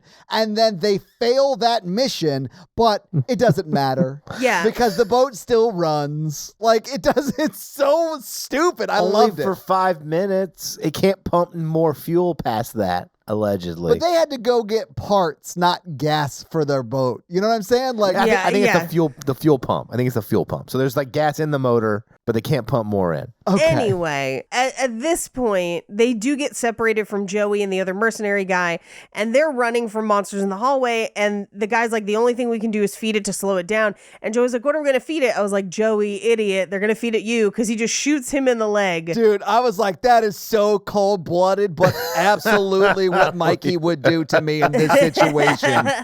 Not just you. You know what? Oddly enough, that does make me feel better. I wouldn't even blame you. I'd be like, yeah, that sounds about right. I had short legs. Like, you know. This is where doing all that cardio is going to pay off for me if we're running down that hallway together.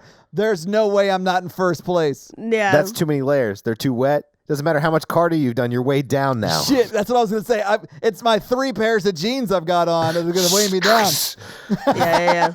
It's like I'm running on mercury. I know. I I would never win that race, so I might just be like, save yourselves, and just like, I'm done running. Go out giving the double bird, like, fuck you. Yeah, like, fuck you.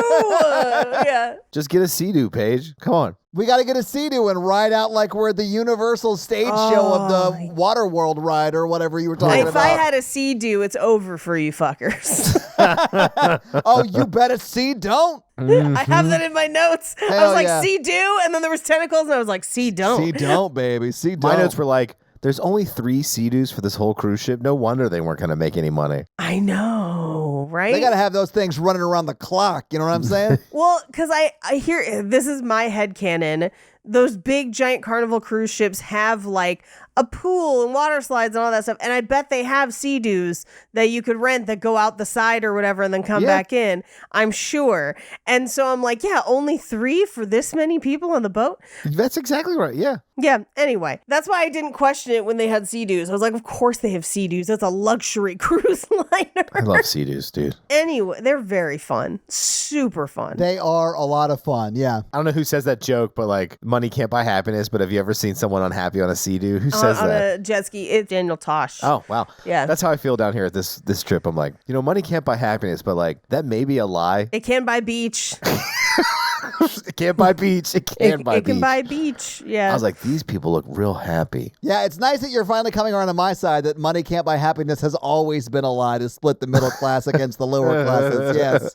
Anyway, back to this movie. The owner of the ship gets to the lifeboats but doesn't get into any of them. He looks down to the other boat and jumps and breaks his legs and gets like a compound fracture. Oh, but did we already talk about how Treat Williams like set up the torpedo to like, or set up the boat to like Not go yet. back around? He hasn't gotten to the boat yet. No, he has. By the time the owner jumps onto the boat, it's already moving. That's the reason he jumps. He gets there in the very next scene. Who does? So the owner looks down the ship. He hasn't jumped yet. Treat Williams hasn't gotten to the boat yet. Gotcha. Sorry, yeah. Yeah. Treat Williams and Famke Janssen get to the boat, but then they split back up because they get down onto the boat. He's like, I can't do anything without the parts, right? Down on a Treat Williams original boat, Thunder in Paradise. Sorry. Yeah, but he's like, I don't need the parts. Because I'm Han Solo. He's going to use the torpedoes to sink the ship, and then they're going to take the Sea-Doos that they saw when they came in. Yeah, Thunder in Paradise is just doing a U-turn. Right. I mean, he is. That's 100% accurate. Which he plots it out like it's a big U-turn, but in the scene, it's just like, eek. Yeah, it's like really small. It's like a drift. Yeah. Meanwhile, back on the ship, Joey and the other guy, we thought Joey was dead. Joey is not dead. He has somehow made it. The other guy makes it into the casino where he ends up getting eaten, and Joey is going to shoot him, but instead gives him the gun, and the guy shoots after Joey and then realizes there's no bullets left. It's the funniest joke in the whole film is that guy tries to kill Joey with that gun and then tries to shoot himself and there's no bullets. I thought that was the funniest joke. Oh, my God. Because he's like slowly being eaten and digested by one of the like tentacle mouths. Right. And Joey's like, don't say I never did anything for you after you shot me. And then he still tries to kill him when I was like, that's so funny. And there's a running joke where everybody's like mean to Joey throughout the film and I just think it's the best. Right. So at this point, a lot of different stuff is happening, but they're clearly not paying attention to who's where, right? So like the owner of the ship is literally looking down onto the boat where everyone else is, right? Yeah, Joey makes it back to the boat too because he starts... Yes. Yeah, so Joey makes it back to the boat. Famke Janssen goes in to get the Ski-Doo, right? So then the owner goes down to get the Ski-Doo from her. What's he going to do with it? Nobody knows. But this is where he's got the flare gun, and he ends up like... flare shotgun. Excuse me. It's a double barrel flare gun pistol, guys. How dare you miscategorize this gun? It was hilarious. I loved it. Because he shoots both of them at her, and she like cinematically jumps out of the way or whatever. Yeah, and she like matrixes out of the way. Well, she is very good at stunts, but she like runs away and he chases her, and this is the only time in the movie you see anyone reload. Yes. And he's like reaching into like a fanny pack for more flares to shove in this pistol shotgun. It's hilarious. It's wild. Yeah. But while that's happening, Joey and Treat Williams are on the boat, and Joey's just like sad angle grinding. That's what you do when your Layla dies. Oh, okay. Well, maybe she should have learned how to weld. that hole instead of just heat up the edges. Well, as we will find out, the tentacle comes through the windshield later anyway, but so they set up torpedoes on the side sticking out of that hole so that they will make contact with the ship when it hits that U-turn. Yeah, to explode everything, more or less. Yeah. Right. Yeah. And at this point, once they set that on autopilot or whatever, they realize she hasn't made it back to the boat. So Treat Williams goes back inside while the owner of the boat is like, I've never killed anybody on purpose before, but I'm going to shoot you with this flare gun. And I don't think it'll be quick, but it will be interesting. And I was like, is he also a serial killer? Because like, yes, he's not a great dude. He is like a billionaire. He may not have killed people with his own hand, but he's made decisions that have got people killed for sure. I don't think he's a billionaire. I think he's a 487.5 millionaire. I mean, that probably is true, but still, you don't get that kind of money without making decisions that have probably killed somebody. Yeah. But I did love that he said that to her. Like, he threatened to shoot her with the flare gun while he's like inches from her. Yeah. Like, that would burn him as well. Yeah. Oh, yeah. It hurt both of them. Yeah. But Treat Williams is there. They all make a run for it because the boat shakes, and they enter what used to be like the casino. When Treat Williams shows up to save Famke Johnson, and he like shoots at the rich guy, and he's always one step ahead. It was so funny to me. It never That hits cartoon. him. Never hits him because these bullets never hit anything. It felt just like a G.I. Joe cartoon, Mikey. It did. Yes. No notes. No, it's perfect. If every piece of literature or film or TV was more like G.I. Joe the cartoon, we would be in a better place. I agree. I don't know if that's true. And I think if Waterworld was better, it would be Deep Rising. I said it. This movie's way better than Waterworld. I think there is an argument to be made that this movie is better than Waterworld. It's certainly more fun. I'm not going to argue with you. Yeah, it's definitely more fun, for sure. Waterworld has like a very serious vibe that I'm not super in love with. Waterworld's more cynical. This is more hopeful. Exactly, yeah. But Kevin Costner with gill ears. So, like, there are things that are great about Waterworld, too. Yeah. Meanwhile, Octolus raises its head. Treat Williams gets grabbed by a tentacle, but then fires directly into his eyeball while saying, "What you looking at?" It drops him. He tries to shoot into the mouth as well. He and Famke Janssen... Don't we all? Make a run for the cargo bay. Mikey. That's terrible. They get to the ship. Is your mom in the room, Mikey? Is that why you said that? Is your mom in the room? I did it like for 4 different things they said. She's like, okay. I don't want to know. Your mom know you nasty, Mikey. No. So they get to the boat, but it's covered in goop. But they reset the autopilot or the whatever you want to call it. They get back off the boat. They get to the jet ski. But it's implied that Jake is dead. Joey. They think Joey is dead. Mikey's never been a name guy. No. We know. It's like a 4-letter J word. Yes. Pretty sure Mikey called me Tom for the first 4 episodes he was on. Oh, God. I don't even know. I don't even say y'all's names on this podcast. I'm like, Guy and the other girl that I'm with. Yeah. And the other one, Mikey. Yes. If you get to proper noun status with Mikey, it's a serious relationship. Oh, yeah. He's put you in his will. But they get to the jet ski. The owner guy runs upstairs back to where he was with the lifeboats. Yeah, like 5 stories up. Yes. And tries to then jump down onto the boat where he then breaks both his legs. But as that's happening, they're on the Sea-Doo and he's like, I got it. That's a big ramp. I got to get up speed. And then they just run through the hallways. Which he would only need 20 feet. I know. But no, he flies a football field and a half down the watered hallway. But he spins, he whips it around. He's gonna hear him going, woo! Down the hallway. Daytona Beach! Yeah. I laughed so hard. I was like, this film is a classic work of art. This should be in the Library of Congress. Well, because everything that's copywritten has to be in the Library of Congress. Fun fact, this is in the Library of Congress. But I also think it should be next to the Gutenberg Bible, Mikey. That's how impressive I find this movie. Yeah, right next to that Police Academy book.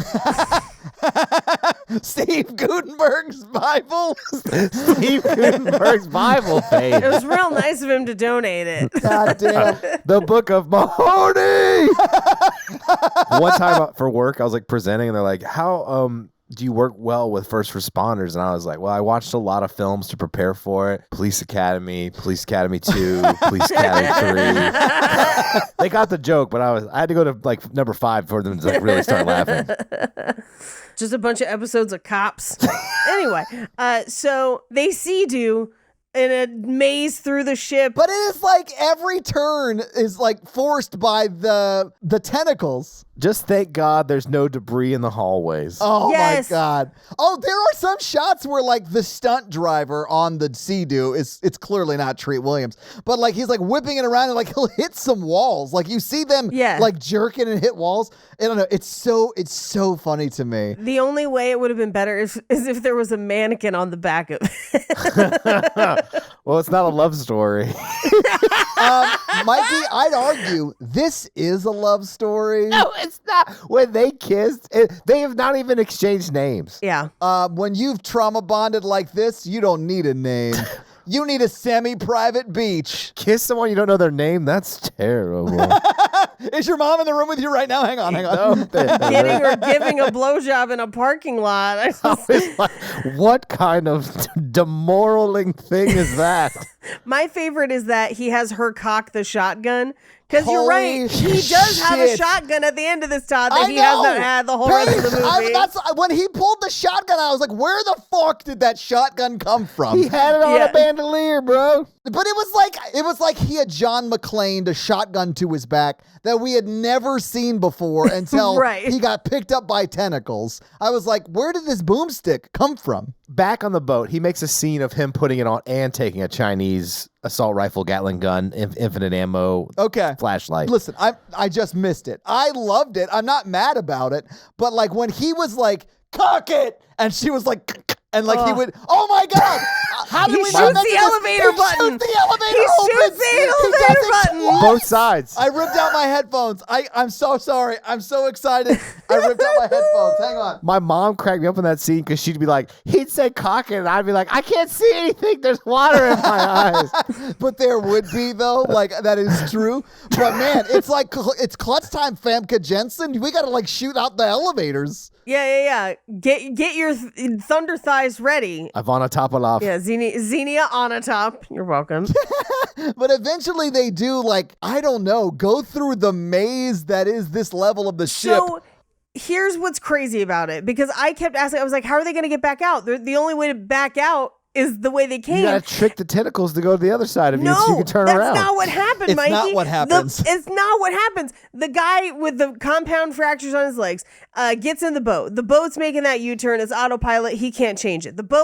The small boat hits the big boat. Explosion. That explosion rips the boat in half, which is how they're able to get out. No, they fly. They go through the ramp. Like you see them hit. Like go they through go the ramp back- and then they go go back as to the it's Sea-Doo exploding. ramp. Paige. I understand that that's what we see, but it is also impossible because they did not go back the way they came. It's possible, guys. They turned around at some point. I believe it.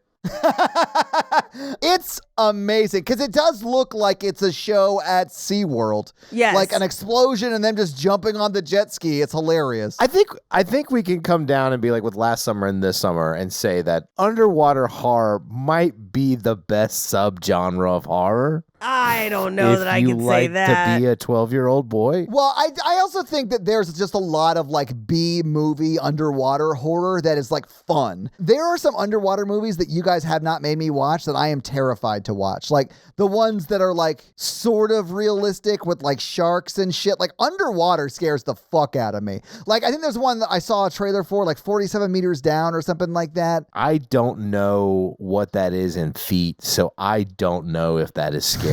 It's like ×3, give or take. So like 140 feet. That's scary. 140 feet down sounds like a scary film. Yeah, so 47 meters down is the movie I was thinking of. It's two sisters vacationing in Mexico are trapped in a shark cage at the bottom of the ocean. Like that shit sounds scary to me. This is not. This is fucking fun. I feel like maybe I'm more scared of scenarios that I would participate in. And I know this sounds a lot of like, I've never been to space. How could I be scared? But like, I would never go into a shark cage. You couldn't pay me. Like, I have no desire. No, Paige. It's called a shark cage. Right? I know what it's used for. No, I'm not getting in that. I'd get in a shark cage. Have fun. Can you bring this camera with you? No, because it's attached to my laptop. That laptop survived falling off a police car. I think it'll be fine. Anyway, they ski-doo to an island, and they're like, well, I guess we're stuck on this island. And he's like, wait, I guess we're stuck on this island. And they're like making out, but then who should paddle up on a surfboard but Joey? Joey. He's like, did I see you guys kissing? I just have threesome ? Oh, you in know my it notes. happened. Although I guess No. it doesn't, because immediately they start to get attacked by what I think is another monster, right? Roctolus, yeah. Yeah. So like they definitely die because there's no sequel. Unfortunately. Yeah. And that's the movie. So having seen the movie, having talked about the movie, what did you guys think about Deep Rising? Perfect, no notes. Yeah. I just have to say, Mikey, again, thank you. I loved this movie. Like, I'm sad I missed it, honestly. This is a fun movie. This is a fun movie. It is fun because it's so crazy. Yeah, but I was here for it. I liked it a lot. I'd definitely watch it again, but I'll have to rent it because I didn't want to buy it for $19.99, although I wish I had it this way, because I'd definitely watch this again. Well, this is definitely like a movie that's like someone took me playing with my toys and then like wrote a script about it. Yes, absolutely. And I was like, well, they're like not mercenaries. They're like, they just own the boat or whatever. And like, because he's a good guy, kind of. Yeah, he's a good guy like Han Solo's a good Like guy. Han Solo. You know what I'm saying? Yeah. I mean, he's a good guy to his friends, but like he would definitely abandon his family, you know, like that kind of thing. Yeah. Yeah. But Paige, do you have any fun facts for us? I do. Well, hit us with your fun facts. Oculus, fun facts. Kevin J. O'Connor ad-libbed the line about suddenly getting asthma. Really? That's funny. He did That's a great job in this film. Yeah. And he did wear pads for the scene where they take turns hitting and kicking him, but the pads weren't thick enough. So at the end of the day, he was covered in bruises. And the director, Stephen Sommers, said he felt horrible about it because he didn't complain. He just got his shit rocked all day long, Man, basically. that is a rough day of filming. Yes. So the director, Stephen Sommers, is actually really happy that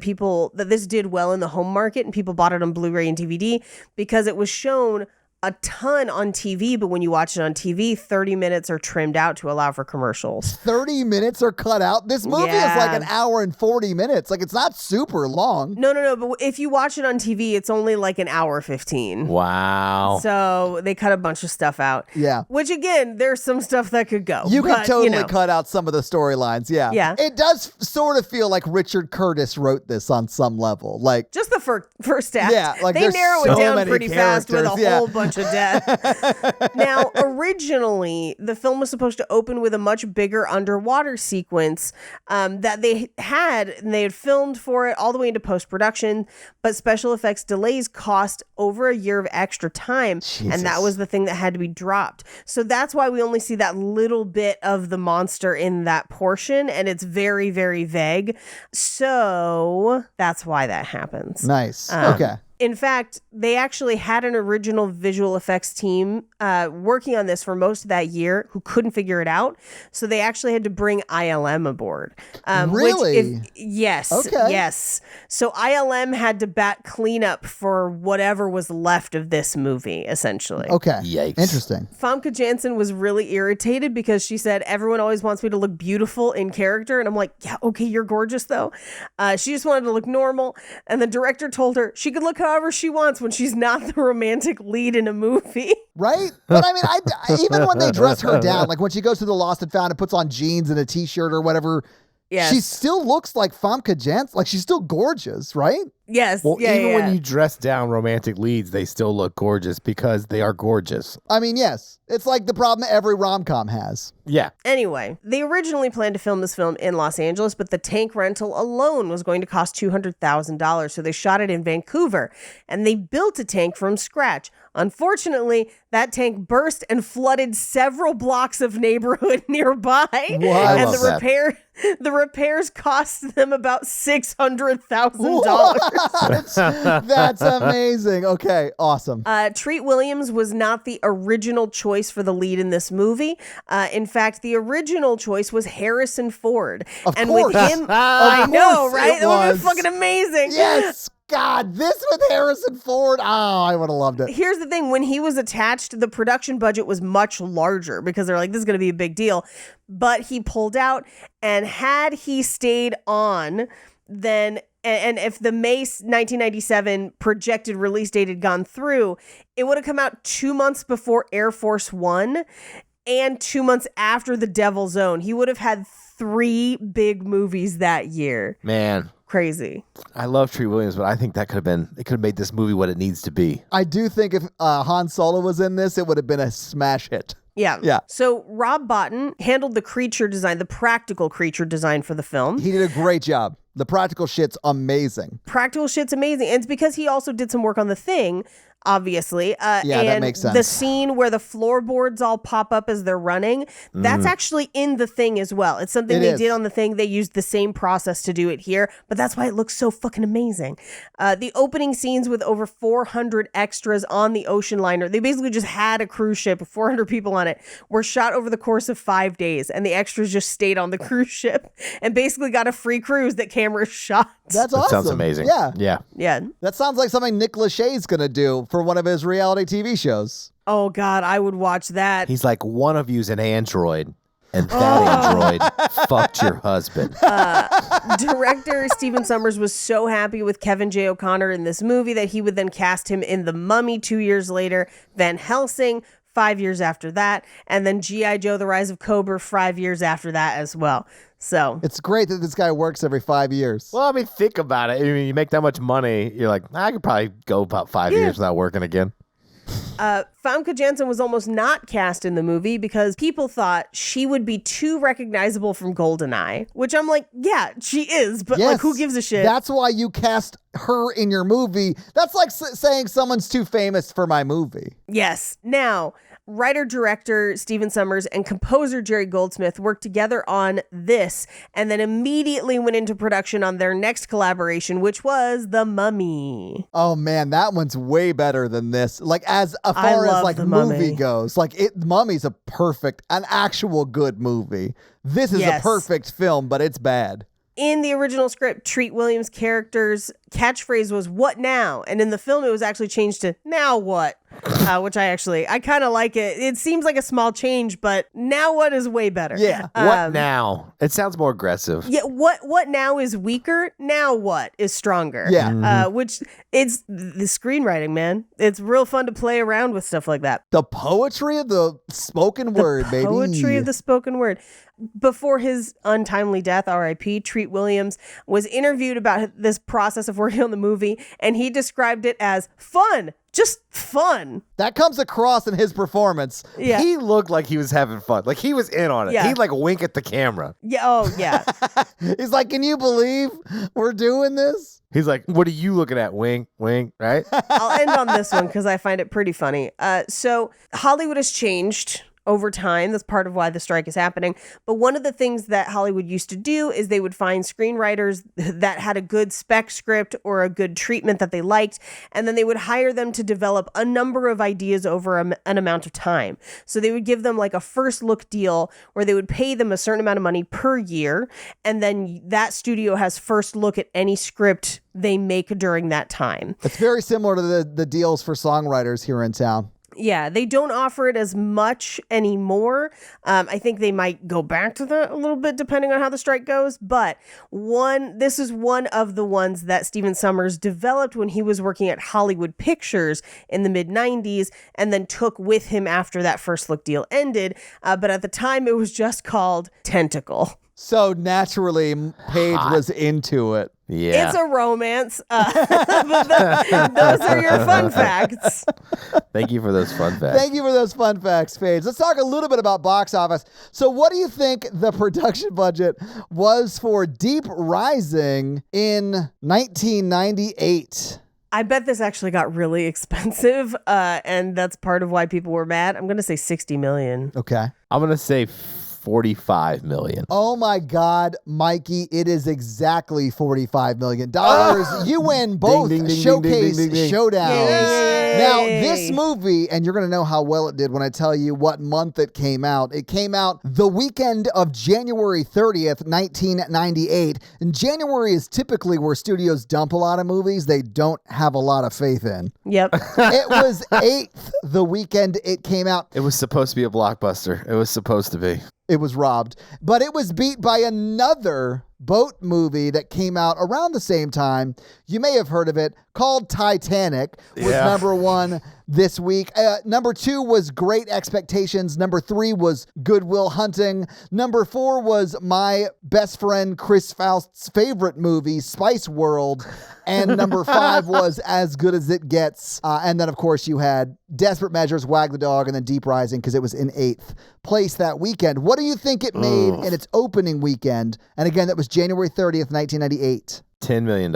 I'm going to say $4 million. Paige, you are the close one. It made $4.7 million in its opening so weekend. bad. It was in the top 10 for the first 2 weeks. In fact, it was 10th its second week. It was never again in the top 10. It was in the theaters for a total of, it looks like 11 weeks. Although, it dropped out of like what I would call wide release pretty quick. But it was in the theaters for 11 weeks. What do you think it made total at the box office?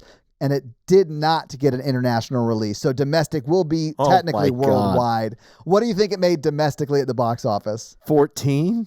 Yeah, I was going to say 12. You're both very close. Paige, you're closest. It's $11.2 million on a $45 million budget. Oh, no. That's terrible. Yeah. So if you adjust that $11 million, that makes it roughly $21 million today. But this definitely was a flop in the theaters. But that's your box office. All right, let's do the scary scale. Scary scale, listeners, is a scale 1 to 10. How scary you found the film and watched it this time. 1 example is Ghostbusters. 10 example is Texas Chainsaw Massacre. Paige. This is a 2 for me. Yeah. Okay. Oh, mainly because, first of all, the fact that it drinks you instead of eating you. And secondly, the shot with all of the dead passengers. Very alarming, very scary. Okay. Todd. I'm going to give it a 3 because it has a lot of cheap jump scares that did scare me. You know, like where you have like a big musical stinger and something jumps out, or like the axe kill, that kind of stuff. And of course, like the body horror, like the practical body horror is pretty good. Like that digestion scene was super gross. And really well done. But I'm going to give it a 3. Yeah, I'm going to go with Page 2 because I think the practical effects held up. And then like the build up is really good. Then when you start seeing the tentacles, it all falls apart. But I was freaked out a little bit, so I'll give it a 2. And that's our scary scale. Well, all right. Well, this week you guys made us watch Deep Rising. What are you making us watch next week? It's listener requests. Oh, that's right. It is listener request. And the listener request theme for this month is obviously Terror from the Deep. And the listeners on Patreon whittled it down to these 4 finalists for this month. And that was 47 Meters Down, The Meg, The Deep House, and The Shallows. And The Meg crushed it. It had 45% of the vote. So your homework for next week is to watch The Meg and then report back for that episode. So, Mikey, do you have a review for us to read? I'm looking one up. Well, while you're looking one up, let me tell them how they can have their review read on the podcast. And that's to leave us a 5-star text review, and we'll have Mikey read it for you. So, Mikey, whose review are you going to read this week? Josh Ode. Well, what does Josh Ode have to say? Love it. All right.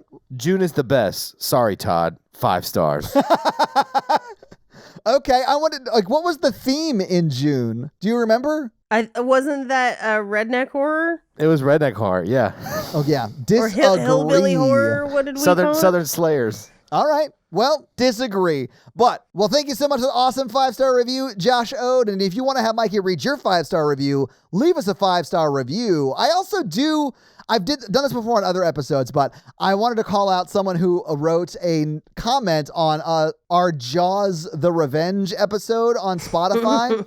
And it was Z-Star. She said, I love Mikey, man, and Todd and Paige, but Mikey's so cool. Thanks. Nice. Mikey, you can't tell, but he's like blushing so hard right now. He's like so red. It's definitely not because he has a sunburn. But Z-Star, thank you so much for leaving a comment. And guys, leave comments under the episodes on Spotify. It's fun. So guys, if you like this show but want to hear this power throuple on another movie review show about romance and romantic comedies, check out Romancing the Pod, where Mikey, Paige, and I break down and make fun of romantic movies. It's a lot of fun, guys. Check it out. If you want to follow us on social, please do. We are at Horror Virgin or online at horrorvirgin.com. If you want to follow us all individually, you can do that as well. Paige is at Paige Wesley on Twitter or Rampage Wesley everywhere else, including TikTok.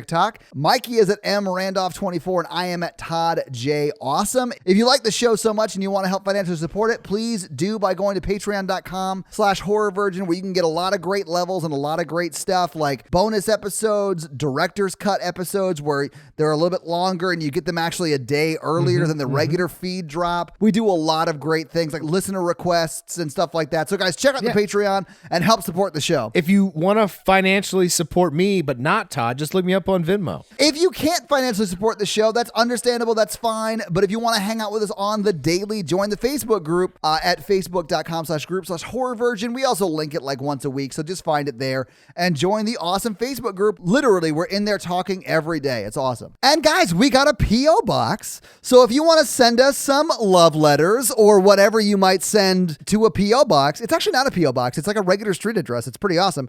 It's 6688 Nolensville Road, number 108-34, Brentwood, Tennessee 37027. So send us some stuff. Yeah. And if you want to check out our Twitch stream, we're at twitch.tv/Todd Awesome, where we will be playing horror video games. So if you have always wondered what it would be like to watch me get scared, you can now do that on Twitch while I play these horror games. It's twitch.tv/Todd Awesome, guys. Check it out. It's a lot of fun for you.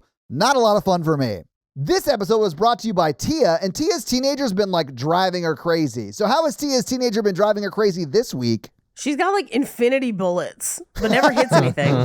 She has the aim of a stormtrooper and infinity bullets. So she is just the most noisy noisemaker that ever made noise. This episode also brought to you by Jonathan, and Jonathan normally has me make you guys watch some videos, but he has not sent me one this week. So Jonathan, I will just say thank you so much for the support, and I will look out for your next video. But that means we have come to the all-important part of the episode where we delve back into the fairy tale world of the Patreonicals.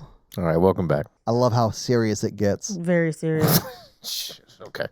Yeah, get that frog out of there. Let's do this. Yeah, like they did last time when they kissed a frog. Oh my That's right. God. I remember they that. did kiss a frog last episode. Okay. This time they go to the fairyland beach together. Okay. All of them. So they all go to beach together? They're going to beach together. Nice. They Okay. beach. And they're all together. And Vixen Avery, the maiden in distress, is like, oh, help me. And then they hear some singing, and Isaac the Black Knight runs towards them into the water, but his stuff is weighing him down, and so he doesn't make it. He comes back out, and Kate hovers over there with her flight telekinesis ability, and they see sirens singing their siren-y songs. What does that song sound like? Do you guys know? Yeah. Can you tell us? Give us a little preview. Ooh, ooh, ooh. So it sounds like a UK ambulance. It's a siren. Yeah. I mean, that is what it sounds like. Yeah, I mean, I did set up that joke, but I was honestly surprised when you knocked it down. Me too. Karun and Natasha and their 18 beautiful children play at the beach, make a sandcastle. They're aliens, so they are immune to harugas. Harubas? Aruga. Okay, yeah. Okay.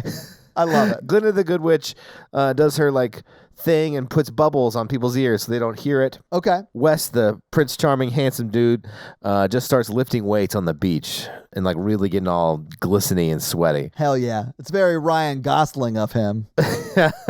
Driscoll in his Iron Man suit shoots his lasers at the sirens and kills them. Allie the mermaid gets in the water and is like doing mermaid stuff and like meets other mermaids down there because that's a mythical creature. And so like they like come and greet her or whatever. Bo Easy the Florida man somehow found a sea-doo and jumped off a boat blowing up, as you know. You know, because he's got to do it like Papa Treat did it. Jeremy with the laser eyes gets in the water and rusts his cybernetic toe, and thus starts my favorite side plot again, where his toe is in danger for the rest of the time here. Okay. Queen Libby has everyone lift her up and put her underneath silk and all this other stuff so she doesn't get sun, because that's what they do. Yeah, for queens. She's delicate. I get it. Yeah. Yeah. Sunzi the Tin Man, which now has Sexcalibur, and was like, why didn't I get to slay the sirens?